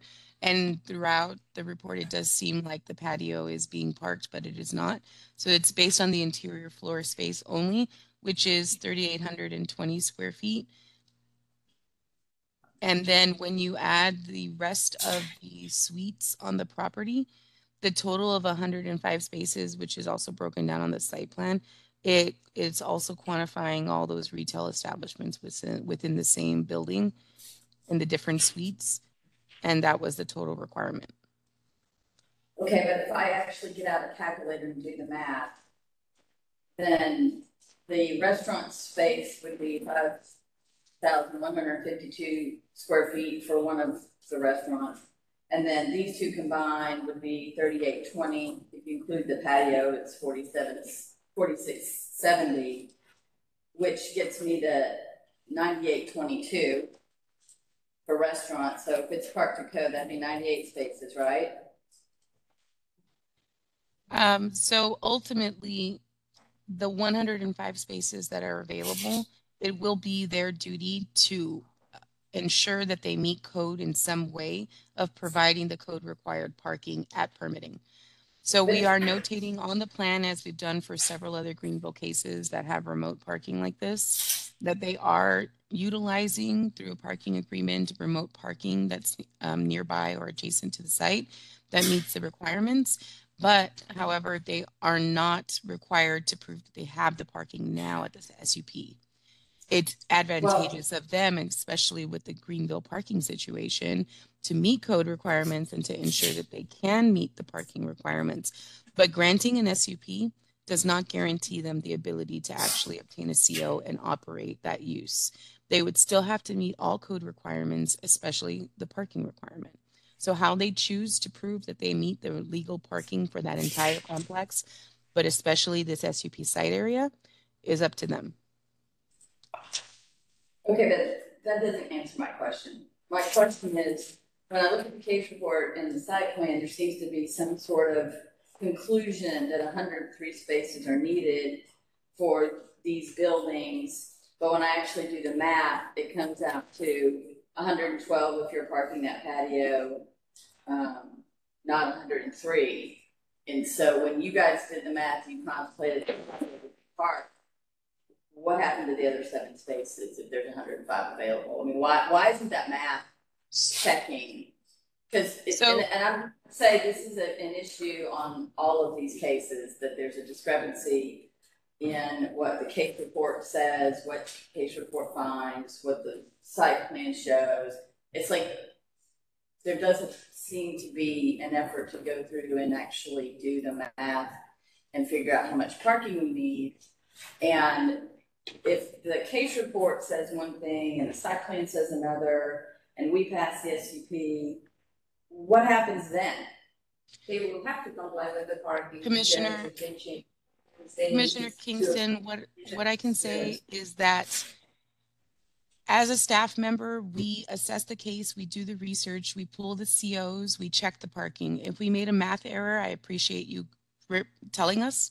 We are glad to go back and reassess and look for those 7 parking spaces. Definitely parking on a multi-suite complex has its issues, especially with rounding square footages, and can lead to fractional differences in the outcome of what is the required parking. Those have to be looked at in totality in order to identify the final parking required. Now, when we're looking at these 2 specific suites, we would use exactly what the square footage is that's being proposed, that's required to be parked by code, and we would state that on the site plan. Again, if there is a discrepancy between the request, between the report, between the presentation that I show you today or the site plan, please feel free to let staff know. And as professionals, we will take that back, we will review it, we will revise it, we will make sure that it's the best information that's available. But those discrepancies, they definitely would not be something that they would get away with. They wouldn't be granted a variance of 7 spaces because we made an error at zoning. They would still be required to comply with the base code. And so when they came in for their CO, and when they came in and said, I have my SUP and this site plan says I only have to provide this many spaces, that's incorrect. Because at the end of the day, they have to comply with the SUP conditions, and the conditions say they have to comply with code. And at the end of the day, the code requirement states the parking. So whatever 842 and chapter 51 say, that is what they will have to be held to. And we understand that it's our job at this time to provide that analysis to you. If there's ever any errors, we're happy to look into it. Yeah, okay. Second question, I think you had said you checked with code and they said there's no existing violations. I'm told the code has an open case regarding the parking lots that are those parking lots that are to the east? Well, there are 3 parking lots that are part of the parking for this site. And I'm told by code they have an open case regarding those lots. That may be the case. The addresses that they used to search the history for me were specific to these 2 suites for the area of request. While I understand that we're looking at the totality of the entire build site, multiple suites on this one block, and their remote parking that's probably located on separate lots over here on Orem, then I'm not certain which ones have the code history, but it's definitely not the area of request for this specific use permit requested. Well, I guess what I'm asking is, when you do a code sweep as part of this, do you also check the lots that are the subject of their parking agreements? No. And if not, why? No, because that's not a part of the area of request. And we have to stick to the land use rationale. This is an SUP for late hours. The parking is not tied to the late hours use. The parking is tied to their restaurant use. So therefore, they will have to comply with parking. You cannot get out of it. Wow, I'm not sure that I agree with it. Parking is not tied to the late hours use, but she answered my question. Okay. Commissioner Gregory, Commissioner Stanner. Okay, Commissioner Stanner. Yeah, my question is, just as a clarification. So having outdoor speakers on an open patio to midnight is acceptable under the code in this location, is that correct? I did not see a provision that restricted them beyond that. And what we have commonly seen along Greenville is that they will be restricted for late hours establishments, which is something that I brought to the applicant's attention because they weren't previously restricting that. And so we requested that they do restrict it in similar nature to other late hours establishments in the vicinity due to the residential adjacency to the southeast. Okay, so is your request of the applicant to be 10 o'clock or what? 10 p.m. or? No, it's to limit the late hours operation on the outside speakers. Like any other business on Greenville, they would be allowed to have their outdoor speakers to the regular time and operations of their business. But for the late hours, we ask that they restrict it. So because they are asking for late hours. Yes. Your restriction is to midnight as opposed to 2 o'clock. And that's acceptable this close to residential? Staff found that to be appropriate in comparison to late hours establishments in the vicinity. Is that what it is today? The speakers, I believe, are they on until midnight today? They don't. That would have to be a question for the applicant at this time. Okay. I'm not sure when they operate the outside speakers. Commissioner Treadwell. Yeah, similar question. So they currently are operating until what hour? Their current hours of operation? So the SUP is to get them past midnight, correct? So correct. They currently have an SUP that permits anything past midnight. No, they're requesting an SUP to allow them to operate from 12 midnight to 2 a.m. So what are their current hours? They operate within normal, they don't require any special permits. So they're allowed to operate until midnight. Greenville Avenue PD 842 only identifies a time at midnight. So beginning at midnight is when you require special permits. Before that, you're allowed to operate with no special consideration. They're currently operating until midnight. That's correct? No, that would have to be, again, a question for the applicant as far as their current hours of operation. They don't exceed midnight. They're allowed to operate anytime before midnight without regulation from us on zoning. Commissioner, by the way, I think we are going to hold this case under advisement. These are lots of other great questions that I'm sure the applicant was taking feverish notes over there. But we are going to hold it. One more question. Do you know if there are any properties that currently have an SUP? Actually, do you know of any properties with outdoor speakers in this area? And if so, how late do they currently have permission to go? Yes, I looked at the vicinity late hours establishments, and they are stopping at, I believe it was at midnight as well.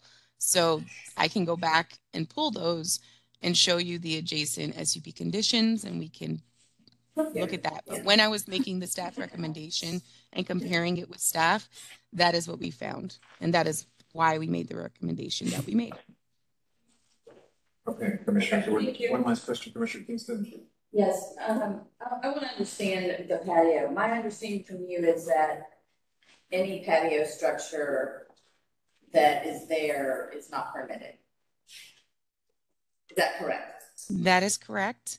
I did double check that with our code compliance and with our building permit division. They did tell me that there was a permit request. I did find that permit request. It is on customer time. They did not proceed. They received extensive comments on corrections that were needed to their plans. They did not provide those revisions. No permit was ever issued, and we're still pending any submittal of revisions based on those comments. As far as code compliance history goes, they were flagged for having their their their patio structure, and then for covering that patio structure, they were required to apply for the permit, which they did, but they were flagged primarily due to the covering of the patio. They removed that covering and they cleared that issue with code compliance. However, there's still the pending issue of not having the building permit for the structure to begin with. And then now we see in the photo that was submitted to us that there is a covering on that. The determination is likely that that is a permeable cover and would not require parking.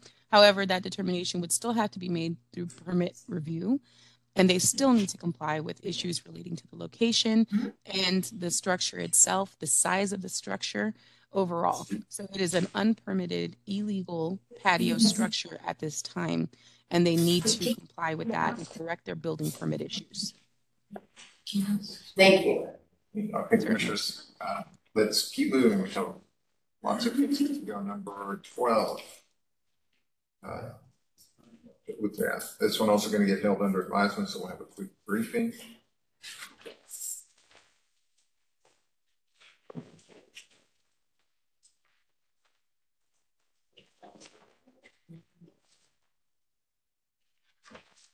So this is case 2/2021-35. It's an application for the renewal of specific use permit number 1903 for a late hours establishment limited to a restaurant without drive-through or drive-in service use. The property is BDA 42 and the D1 modified Delta overlay.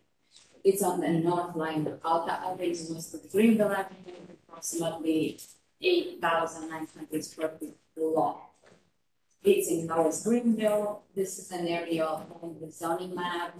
You can see the restaurant is surrounded by parking to the west and north, and by a retail restaurant street to the east, coffee shop and office and multifamily to the south. This is the property that we're talking about. From Alta Avenue, this is the other side from Alta Avenue. This is a Howick Alley. This is further, these are the parking lots that are surrounding or adjacent to the west. This is across to the south. This is from Alta Avenue, you can see the patio and the alley that it's coming. This is the back of the property. Again, the back of the property would be looking further south. This is the existing SUP site plan. This SUP was approved tonight. I apologize. I keep on doing something and I apologize for that.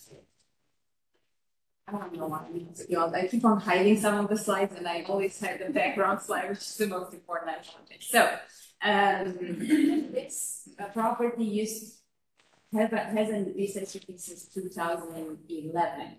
And it was approved first for 3 years, and then it was approved subsequently for 2 year, 1 year, and 3 year periods. And it's set to expire in May, but they submitted that.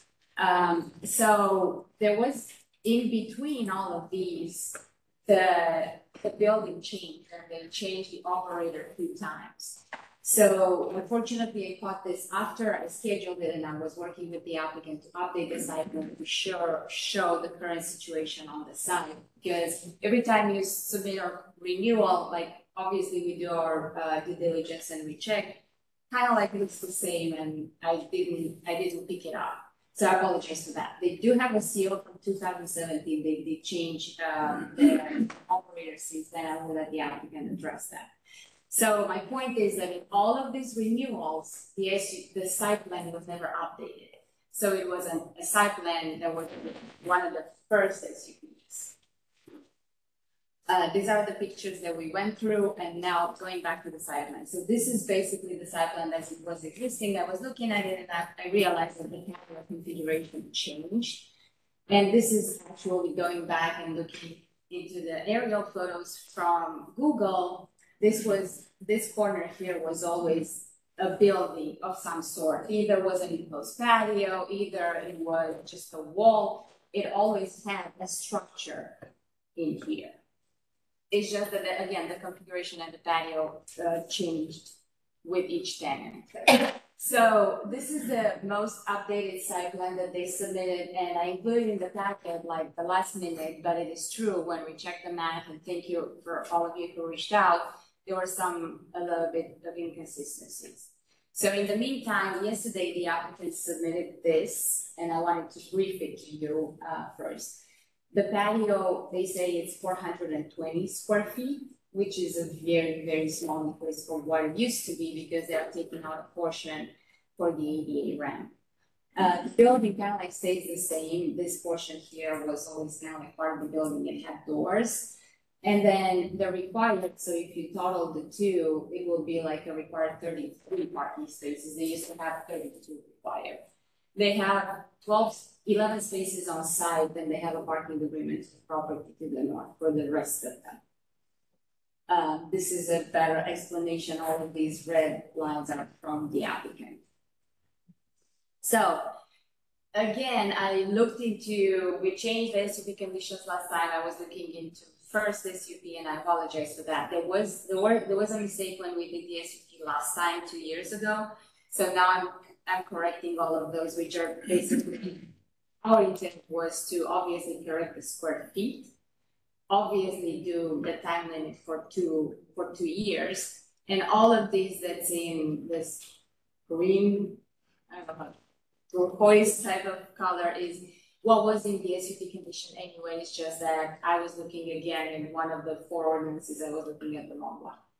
The previous SUP had the hour 3 p.m., but it also said that all customers might leave the property by 2:15, so it was wrong. So now we're correcting to say 2 p.m. and it's still 2:15 as it used to be. And then it was here the last time. It's not accurately in the staff report because again I was looking at the previous version. So they cannot have outdoor live music, and outdoor speakers are prohibited. The patio is by 2 p.m. and 2 a.m. and they are supposed to close their doors. Parking must be provided, and that's pretty much it. That's the clarification that I made. So staff recommendation is approval for a 2-year period subject to the site plan and the conditions as briefed. And I said revised site plan because it's revised from the one in 2011. Thank you. Questions, Commissioner Kingston? No, Commissioner Carter. Do you have a picture of the line of where the patio is? Because we got an email yesterday or last night basically saying that they had expanded the patio across the front and that it was intruding into the visibility triangle. So thank you for that.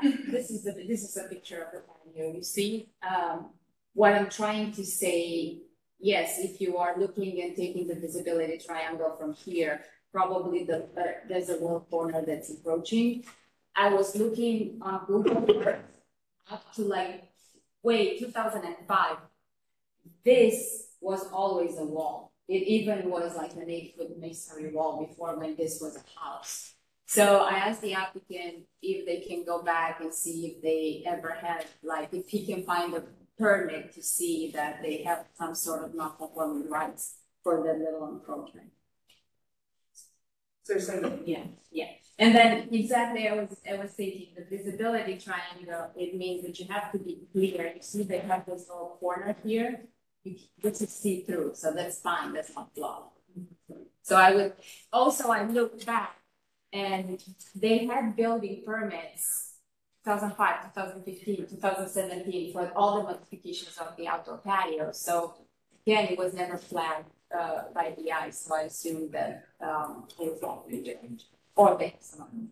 But is the patio area the entire front section now? Yes. Yes. It used to be, so the business that was there before, it was Feed Company. They had a little their ramp. They didn't have a cover, and their ramp was on this side. But they still had planters, so this corner was always built with something, either a wall with planters in there.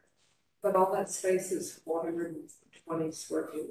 Yes, that's what they say. They have this ramp on this side, which is newly built, by the way, and if you subtract that, it appears to be, by my math, it was 500, and They will go, they said that they are going this morning to measure again, their architect is that it's. Yeah, Commissioner Young. Regardless of non-conforming rights and visibility triangles, does the patio conform to the SUP site? Yes, that was our intent. So I checked, they're checking again this morning, we keep on going back, and that's what prompted us to hold it last time, because last again, I thought that the former site plan, you see, was different. Like, okay, the patio was all. Okay, the site plan and the docket doesn't look like that. It is this one. I changed it. The problem with the docket is that this one said the patio 900 feet, and then Commissioner Carpenter brought to my attention. I'm like, oh, that's correct. So this is what's now, they only corrected the number to say this, and they adjusted. No, but the layout differs from your slide to the site plan. The site plan and the docket. That's the existing one. If you go to the next. Well, it says no changes. Sorry. It's supposed to say changes. Okay. Here it is. All right, that was confusing. That was the change from, again, that's why we held it last time, because I caught the fact that the family wasn't. Thank you. Do you have any other questions? We'll keep moving. Okay. We have not been this case before.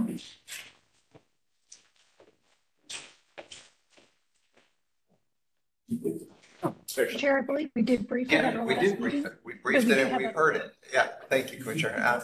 The memory came back. So are there any updates on this? Mr. Thank you, President, may I have Commissioner. updates?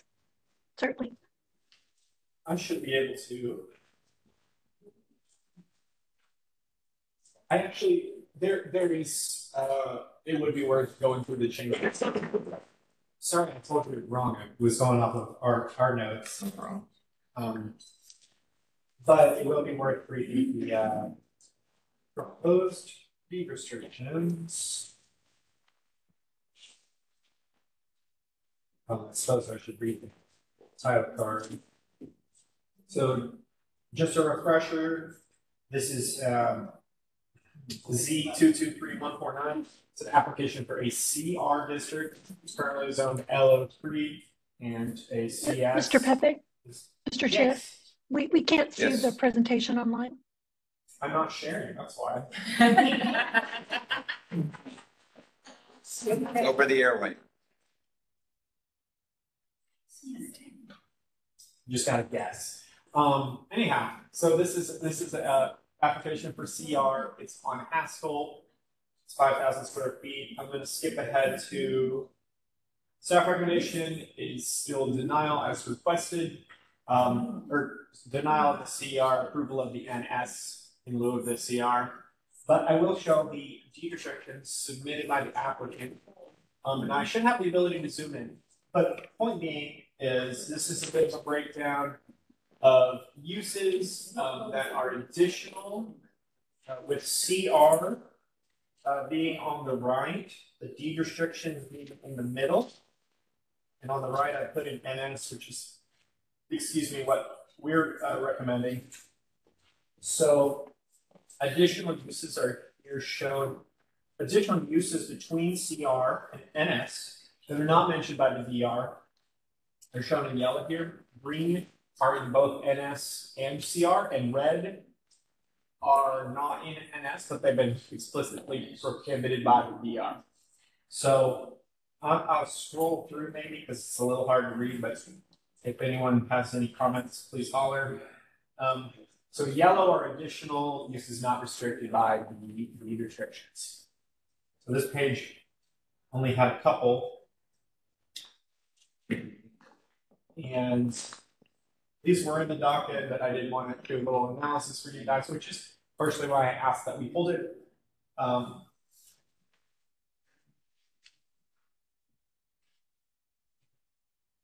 don't know a more interactive way to do this other than scrolling slowly through it for you guys because it's hard to read, which is my fault. And then lastly, we're on our last uses. Surely this is readable.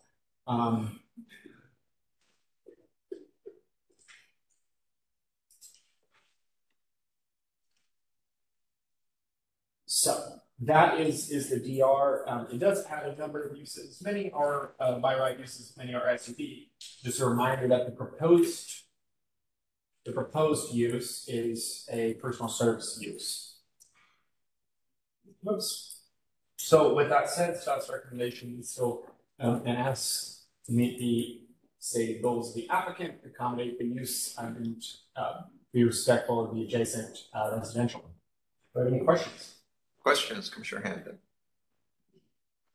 Thank you, Mr. Chair. Mr. Pepe, could you remind me what are the existing land uses on this site currently? It's built out, kind of like a small office building. It's zoned office. I think it presents as an office. I think that they've attempted to move the medical facility, personal service use into their medical clinic, I believe is permitted already, but the personal service side, the salon and self-care aspect is not permitted yet. But it presents as either an office or a clinic. So the existing, thank you. I think I asked that maybe poorly. So the existing zoning is a combination of LO3 and a CS district, and the applicant's requesting to bring that down to a CR. And does that match what the zoning is across Haskell? There's a lot going on in terms of zoning here. Hopefully this is legible. So front of this property is LO, local office. So it's the part with the building is right. Then the rear 20-something feet is CS. Across Haskell is CR. But Haskell itself has office. It's got CR. And then the multifamily is just to the northwest. But there is, to answer your question specifically, there is CR across Haskell. Thank you. And I guess the other context, and I appreciate you putting together the chart. Generally, the uses that the applicant has proposed to exclude are those probably the more intense uses that would be within a CR district, and while not fully matching MS, which is again brings it down one more step. Really, a lot of what I think I would call the more intense uses are those generally would have been removed in the deed restrictions. I would say that they got many of the most intense uses. I would concur with that assessment. They left in some, including those that require or are permitted by right and without SUP. But if I was writing a new PD to say which ones I want in and out in proximity to residential, the most intense ones have been removed. But that said, sometimes the most elegant way to do zoning is to not pick and choose every single parcel. This is a very small parcel. And although we've taken out many of the more intense uses, it is not necessarily good land use policy for one parcel. Is another rationale for our recommendation. Okay, thank you, Mr. Pepe. And you didn't have any additional correspondence with the applicant, is that correct? No, nothing significant. I conducted this analysis to say here are the changes between the districts. Would you like to alter the deed restrictions in any further way? And they stated not, but that's really it. I think you were probably in the loop on that. Yep, thank you. And is it correct to I think you received a letter from the surrounding community that was in support of the request, is that correct? That's true. Okay, thank you. Thank you, Mr. Chair. Thank you, Mr. Pepe. Questions, Mr. Housewright? Yes, Mr. Pepe. I see a term at the bottom of page 1310 in the blue chart, GMFS. Can you enlighten me as to what that is? General merchandiser boots the word. General merchandiser boots the word. Trying to I'm trying to make it faster for you to read if I can. It's a stuff store. We have to go to Akron School Commission. Yes, I've failed a couple of times, Commissioner Clifford. Yeah, Mr. Pepe, could you see, if I look at the chart, the uses what I still, I see that the CR and H of the sheet. Things like commercial amusement inside and commercial parking lot and two of equipment.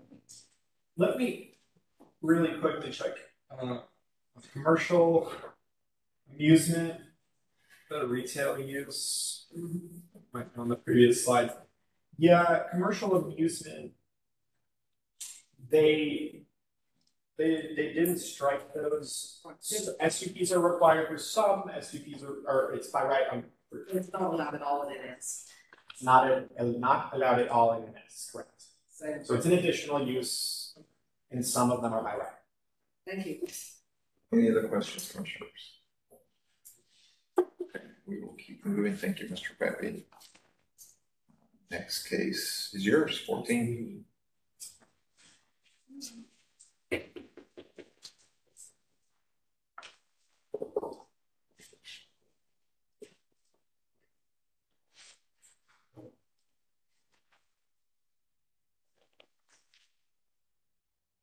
Okay, so this is Z212297. The application for a CS commercial service district on zoned at R10A single family district on the east line of Dowdy Ferry Road, south of LBJ. It's about 7.28 acres. Just south of LBJ, near the city limit in the southeast. Near the Trinity River. Prairie Creek. It's on the east. You can see it's undeveloped at this time. Generally natural space. There's natural space to the east, and it's part of a larger, more significant area near the Trinity River. And so it's only accessed off of Dowdy Ferry. To the north there's some golf property, and then the I-20 corridor. Prairie Creekway to the east, to the southeast. Across Dowdy Ferry, there's some undeveloped properties and agricultural uses, and one is single family properties. It's currently zoned at R10A. They're proposing a warehouse use under CS district. CS district also allows other commercial and light industrial uses that are assessed as having tangible land use impacts on adjacent residential properties. And it's unsuited to more intense high-traffic uses given the infrastructure and other limits on the property. The existing R10A is a more appropriate zoning designation for the sign. With that, up down to the sign. I'm on Dowdy Ferry looking towards the sign. And I think I'm going to move up towards LBJ. Obviously, White Woods. And that's pretty much the north. It kind of comes to a little clearing at the north part, but it slopes downward pretty quickly towards the river and the flood, not the river, the creek and the floodplain. I think I'm almost on text about the property here, but this is about the border line in the middle of that empty lot. So flip around. There is a lot of tree cover along there, but there's a mix of different things on the south side. When I was there and in the aerials, there's a drainage improvement project ongoing for the river. And here we are looking, that's actually northwest. There's a home on the left. Looking back south, again, that's the nature of Dowdy Ferry there. That's farther up towards the north where one of the homes exists. And then undeveloped property zoned R10 across the way. And then this is actually maybe 100 feet north of the property, but it's at the LBJ. But it's not actually adjacent to LBJ. So development standards, base standards for R10 and CS. Obviously the R10 is significantly less intense than the CS. Admittedly, CS is going to be limited locally, but block-based continuity in RPS still leads to significantly more intense standards, especially in terms of lot coverage that's not established in the area appropriate for the site. And as a result, staff recommendation is denial. Just to further follow up, Playing into the recommendation is also the I-20 freeway corridor land use plan. This is in sub-district 2 of said plan. Our property is actually here. It's kind of at the bottom of this area. I could have highlighted it. But that actually is called for by the plan.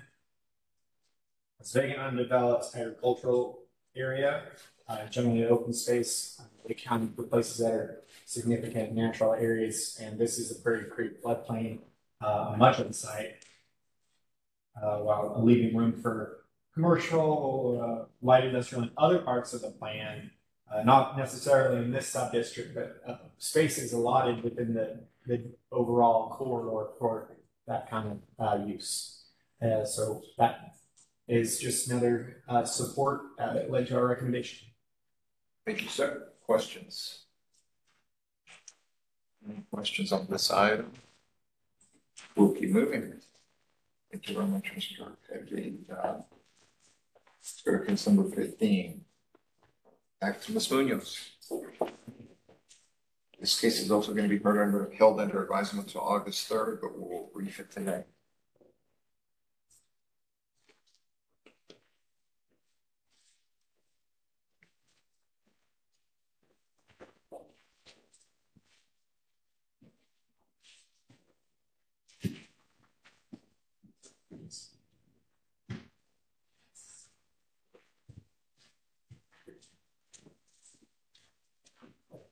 Can everyone see my screen?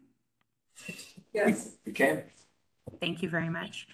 This application is Z212346, an application to amend both tracks 2C of PD number 37 and SUP number 2047, which both are controlling the land use of a vehicle auction and storage use. The applicant is proposing to expand the storage area for the vehicle auction and storage use and take up some additional parking space that's within the SUP boundaries of the area.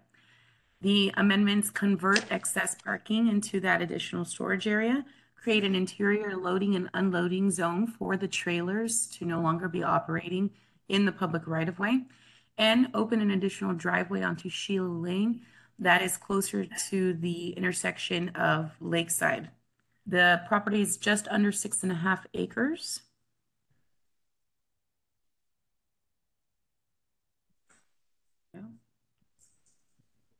That is not right. Okay, the property is north of Bachman Lake and Dallas Love Field Airport. And here's an aerial map showing that subject site. It looks like a giant parking lot because it's exactly what it is, with a few structures on the site, including an office for the operation of that vehicle auction and storage use. And that's the only use that's being operated on this subject site. And then properties to the northeast are zoned light industrial district and community retail district. They house utilities. To the southeast, we have tracks 2 and 2B of PD 37, housing retail uses. To the southwest, we have track 2 of PD 37 with auto-related uses. And then to the northwest, we have track 2 as well with SUP 1997 for an open enrollment and charter school that's located directly across Sheila Lane.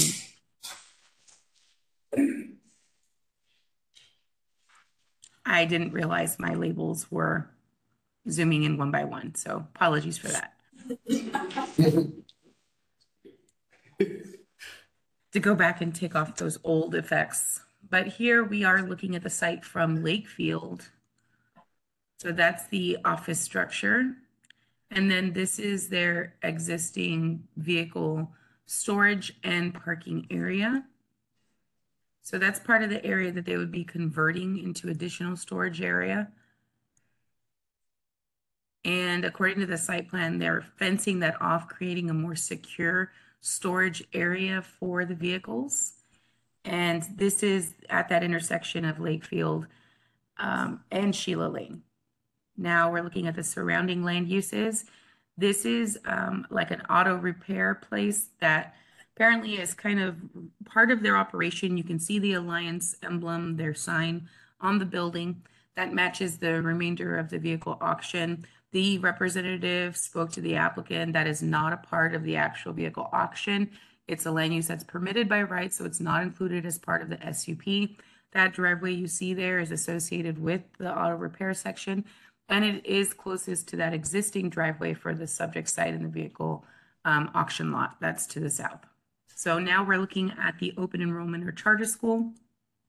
They're still pending their SUP review, waiting on revisions from the applicant in order to continue to City Plan Commission. And this is adjacent mini warehouse uses, multifamily farther to the southwest, a cell tower, and then retail uses that are across right in front of Bachman Lake. This is the original site plan that was submitted with the initiating application back in 2012, 2013, that was approved. And you can see this is the area for storage here in the center. And then they had significant amounts of parking, all lining the site. With all of this required screening on Lakefield and Sheila Lane.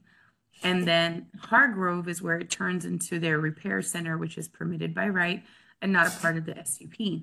But all this section was screened from Sheila Lane and Lakefield.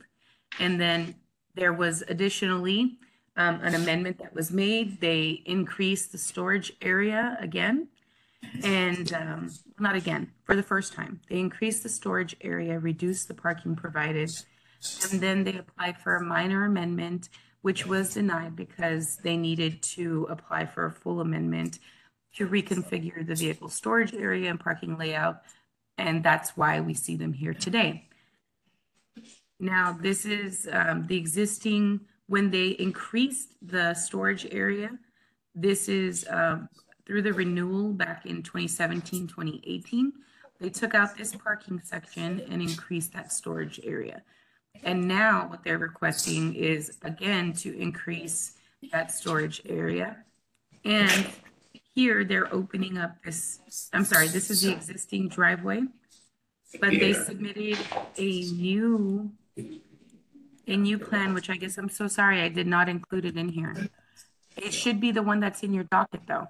And on that proposed site plan, what it shows, and actually I should just pull it up real quick so that we can, do you mind if I pull that up so we can discuss that? I actually have it on my screen right now.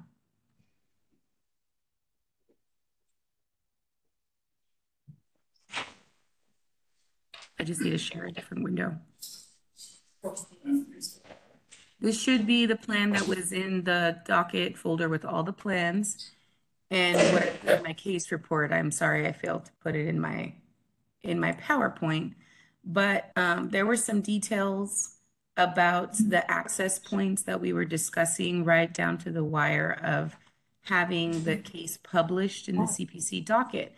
And what we came to realize was that this section here of the existing access point, they had told me they would restore the curb and screen it according to the regulations for the SUP and PD, but they aren't electing to do that. They are asking to just put a no access sign, chain it off. They're gonna have this security fence here for their expanded inventory storage, no parking at all here. All parking will be provided across at 3411 Sheila Lane. And so that's going to meet the remote parking standards. And as long as they do that, they'll be fine. But the inventory storage area will be significantly increased, as you see here, because this whole section is new, and it'll be fully fenced off and secured, which is what they're seeking to do with this amendment, and as well as increasing the storage area. But one stipulation that staff required was to include the loading and unloading of those semis within the site. Staff would prefer to see that they rearrange this storage area and fence to allow them to not open up this driveway here that's closest to Sheila Lane on the west side by Lakefield, and would cause maybe some traffic concerns as far as the traffic coming out of the school and coming out of here with the semis constantly. And then over here instead create some sort of a slip street coming through here to exit here. And then we've looked at it and assessed, and we believe that they would only be able to travel northbound on Hargrove, which would keep them away from this intersection here and stop any potential conflicts of traffic. But the applicant was unwilling to rearrange this section.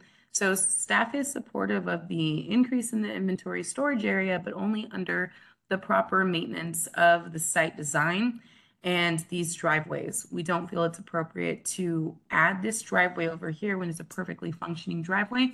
If you did see the pictures or visit the site, this screening here that was established in 2012, 2013 by the initiating SUP, it's dense. It's a very good screening shrub that they already have in place. There's no need to disrupt it, especially if they don't intend to install the same in the previous entryway that they don't plan to fully close off. So ultimately, while we can support that, we don't support this site plan here. We would expect to see this closed, the proposed driveway, the traffic flow coming through the property, their fence moved over, their storage area realigned to provide sufficient space to the trailers to be able to turn into this section, exit the existing driveway entrance and go north on Hargrove rather than coming down westward onto Sheila Lane and Lakefield Boulevard. So staff recommendation is approval, and it's subject to the, I'm sorry, let me jump back one more. We also recommend that there not be two controlling plans for the request any longer. That is a very tedious method of review. It can cause lots of confusion, lots of room for errors between both staff and the applicant. And it's also very costly for the applicant every time they want to do either minor amendments. If they have any issues, they have to amend, like today, both the PD and the SUP. They're not allowed to just manage one of those controlling documents. So staff recommended that they write a provision that if an SUP is required, no development plan is required. If they end up using a different land use that's permitted under Track 2C regulations of PD 37, then they would have to provide a development plan that complied with the regulations of PD 37. And they would still have to comply with all the regulations of PD 37 with an SUP. They are just allowing the land use by SUP in addition with any regulations that are required by the SUP requirements. So staff recommendation is approval for a 5-year period with eligibility for automatic renewals for additional 5-year periods subject to a revised site plan with staff's recommended revised site plan and revised conditions. Thank you. Questions? Mr. Carpenter. I'll try to sum this off in one question. Ms. Villiams, are you aware that I'm continuing to work with Mr. Baldwin and the community? We're having another community meeting next week to work toward a site plan that addresses community's concerns about the interaction of the off-site loading, unloading, and queuing that interferes with the operation of the charter school across the street. And we're going to attempt to come up with a site plan that allows adequate space for all of this activity to enter on enter on Lakefield and exit on Hargrove and to stay off Sheila as much as possible.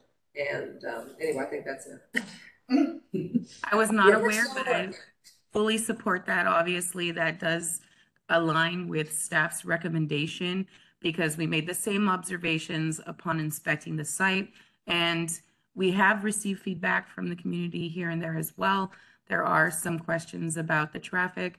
So we do want to head that off and make sure that as this business continues to grow, it's done so in a responsible manner that won't affect the traffic operations in the vicinity.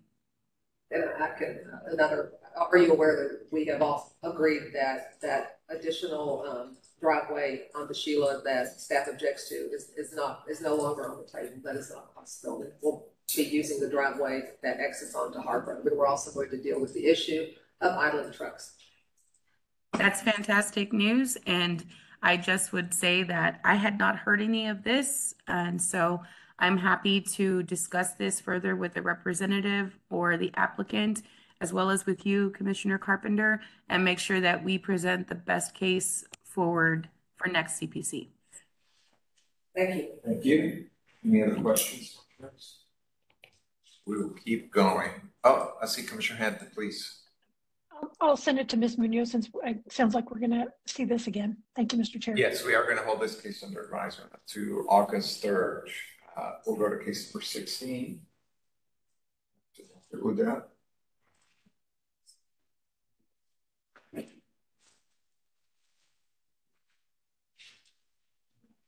Zoning case number Z 223-105 is a new SUP for a late hours establishment limited to a restaurant without driving or charge for service use. It's included according to the Lower Greenville Special Provision District, has a modified Delta overlay.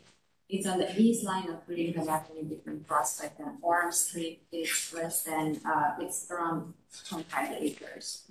It's on Lower Greenville again. It is surrounded, as you can see on the aerial, by restaurants to the north and south, parking in an electric substation to the east. Across from Lower Greenville, there are restaurants and retail, and north is a grocery store. The zoning map, there are numerous SUPs across the street, and then CR, straight CR in the back for the electric substation, and I think it's in there. Northeast corner. So this site used to have a specific use permit that expired in January 2022. And that was approved, and it had some renewals. It is the same operator, the same owner, it's just that they didn't need the late hours for a period of time, and now they're trying to come back. The property is developed with a bigger suite that is used, that is divided, well, the site, the whole property is developed with a bigger building that is divided into 4 suites. This suite itself has a restaurant and then an uncovered patio on the sidewalk. And they have a CO issued in 2018, and it's the same for the same operator. This is the view from the street. It's pretty straightforward. What you see in yellow is the subject property. To the east, there's another property, there's another restaurant. I need to mention that the patio that's above, it's not accessible from the inside, and it does not belong to this restaurant. But because it's one building, I think they were able to extend the patio. So this patio is not subject to the SUP, the rooftop one, and it does not belong to this restaurant, that area of request right now.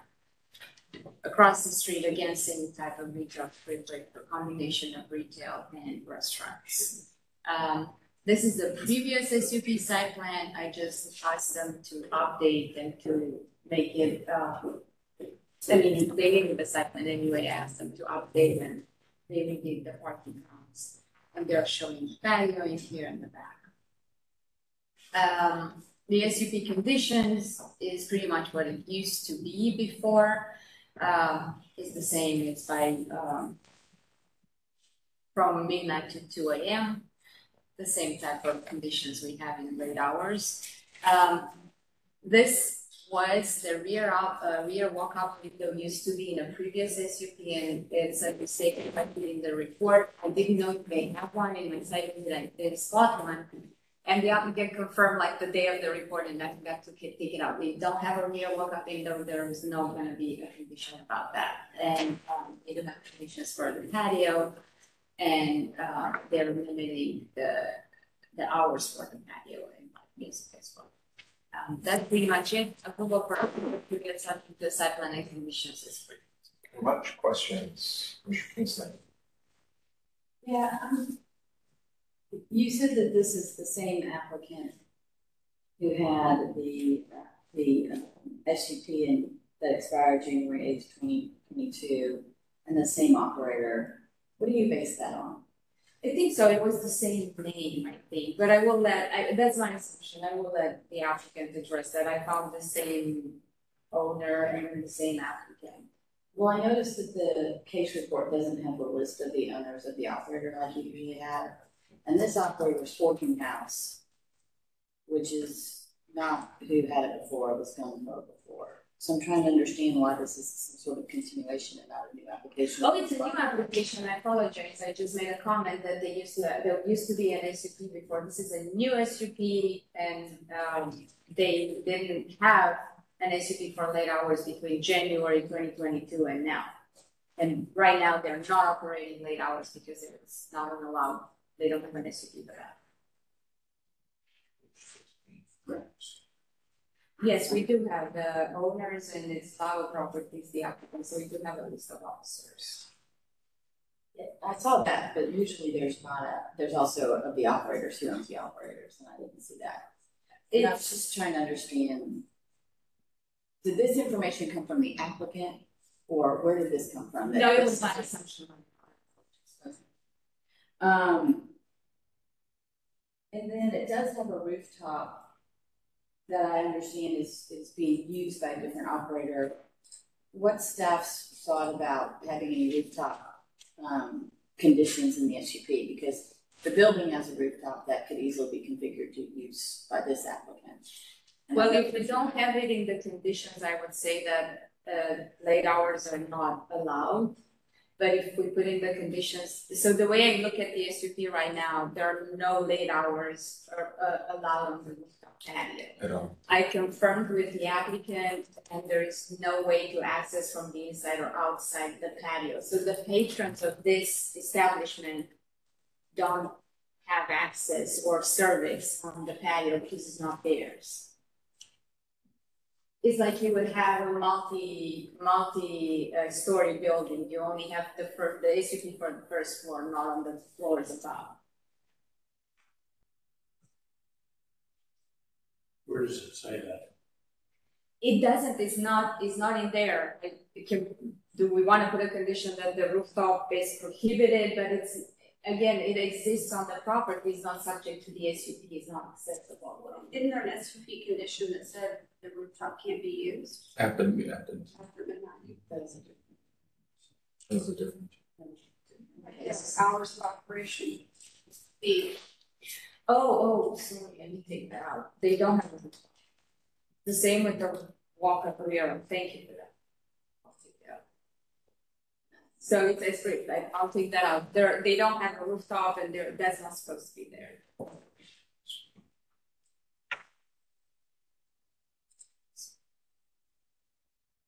Mr. Carpenter.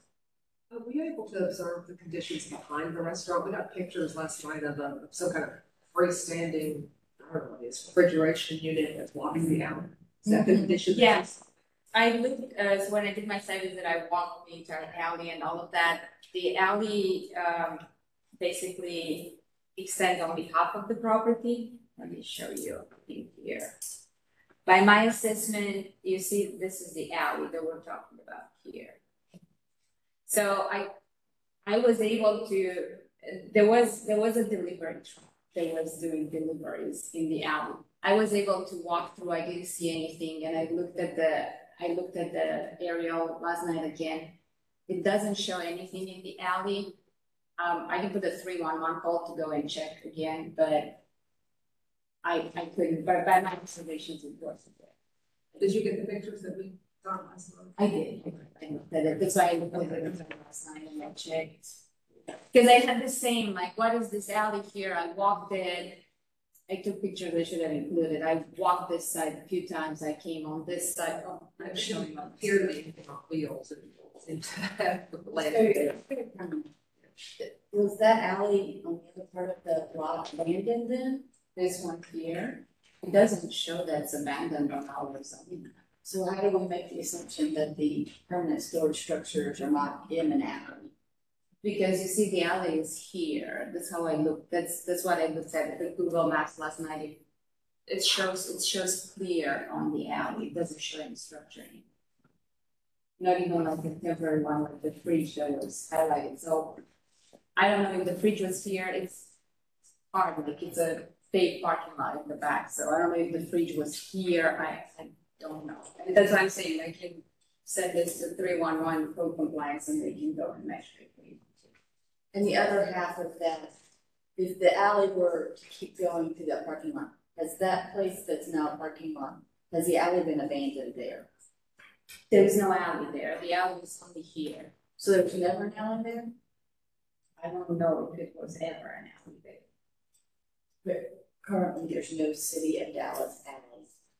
No, the property lines that basically form the alley are this way. For the electric substation, I assume. Any other questions on this? Commissioners?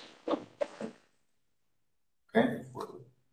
What's going to Mr. Navarre to see if you want to ask. Yeah, I was gonna take a lunch break, but you want to go ahead and address Commissioner Young's question.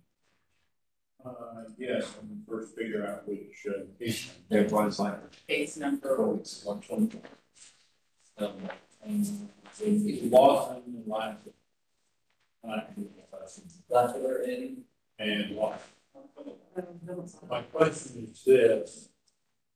Those streets are listed as arterials on the thoroughfare plan, but they are currently, Lansing is built out as a 2-lane road. Lawson is built out as more or less a 3-lane road, 2 lanes with frequent turn lanes. Community retail is a fairly high traffic generator. Are you confident that the existing, not the plan, but the existing roadway system can accommodate the traffic? That the existing? Yes. And well, yes, however, we already have plans for a traffic signal to be installed here along with upgrades to the entire intersection. And we've been collecting funds outside of zoning, so kindly ask them. What are you looking for is begging.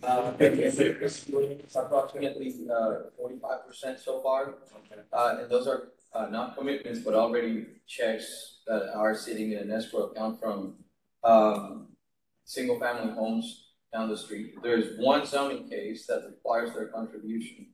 I believe it was Brian's case on Lassiter. They're coming in with another 25%. The remaining percent we'll be collecting from the two developers at this corner, and it will still be short, and the transportation department has committed to complete the design and installation of the improvements. So to answer your question, I believe that the existing conditions are sufficient, based on many studies that have been done, are sufficient for existing traffic, but would not suffice for what are already planned conditions or projects under review. But we have a mitigation. Well, if all of that fails, it's always still funding. But so that is from the intersection. Well, it's next to the street lighting. The 2 lanes on Lansing, 3 lanes along sufficient. And the answer is no. Say, all of the studies that have been provided show that Lassiter will have to be upgraded to its ultimate conditions. Regretfully, we haven't been able to require any developer to improve because they don't exceed the minimum 1,000. And so, regretfully, the only mechanism that the city has is one day will be put in an incident already and they once and will upgrade Lassiter to what it should be put in. What you're telling me is those Lassiter will operate with substandard conditions if we approve this. Yes, sir, but I want to inform the commission that if, again, we've seen it many times with the chicken and the egg, the city will not go and improve Lassiter until we have it. Whether that's an appropriate way of doing business, that's just the reality of it. But it's better for if we have to factor into our evaluation of this case that we're going to dump traffic on the Lassiter. Well, the whole community. Until such time. The whole community, the whole area as a whole has, it should be on a major needs inventory because Lassiter and Lawson, they have the curbs no letter. That the whole area has some curbs. The whole area is substandard, but you can't have the development. I want to say though that I have an exhibit that shows all the dwelling units that are already under review on Lassiter, and I have no doubts that the city will bring this up to standards very soon after. People actually start moving here, and including manufactured homes and single-family homes. That's high density, thousands of dwelling units. Thank you, Mr. Chair. Thank you. Let's go ahead and take our our lunch. We'll go. Let's get our lunch, come back and hear the last case. Oh, we have something to eat. Great. Oh. Yeah. So we. Can you see anybody? Anybody's online? I just gotta brief the last one here. Well, we can't start the hearing if nobody's online. Commissioner Parker had. Well, so I go, so I'll be online. We're missing quorum? Yeah, we won't, you know. I'll go home and be at work. Okay, go ahead. Yeah. We're recording. Excuse me. We don't have a quorum. What's that? We don't have a quorum. Why, who's done? We need one more. You have to be. Are we going to wait to brief the last case on the agenda until it gets called? Sorry, we're gonna. Yeah, my husband's bringing our daughter. Can you get her lunch? Don't hurt yourself, Lee.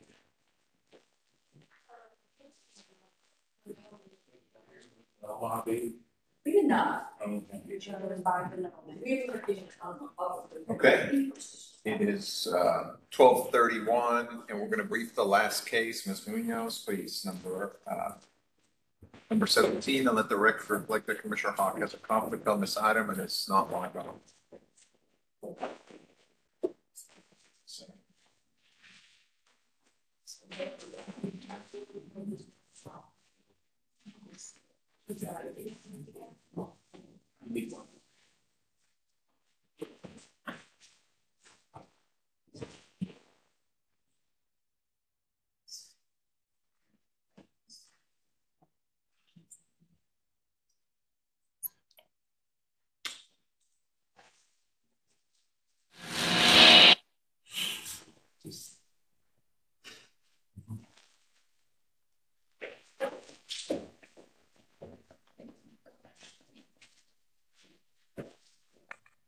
Can everyone see my presentation for C223164? We can, thank you. Thank you. So this is an application to amend Plan Development District number 336, which currently permits R75A single-family district uses. We don't have to brief this will be. Excuse me? Because we haven't had a community meeting. I asked the applicant to have a community meeting. They haven't done so. So we're not gonna even, we're gonna hold it. You have a date now or at the hearing? Jennifer, did you hear that? Yes, I heard that. Thank you. August 3rd. August the 3rd, all right. Well then, Commissioners, 12:33, and that concludes the briefing of the Dallas City Plan Commission. Let's finish our lunch and we'll head out to Horseshoe. Thank you. I'm sorry, get it first.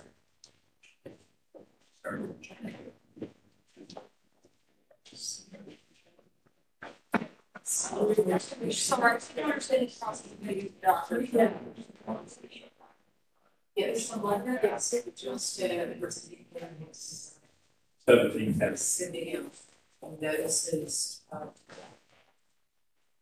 They're like, can you not get one? I was like, no.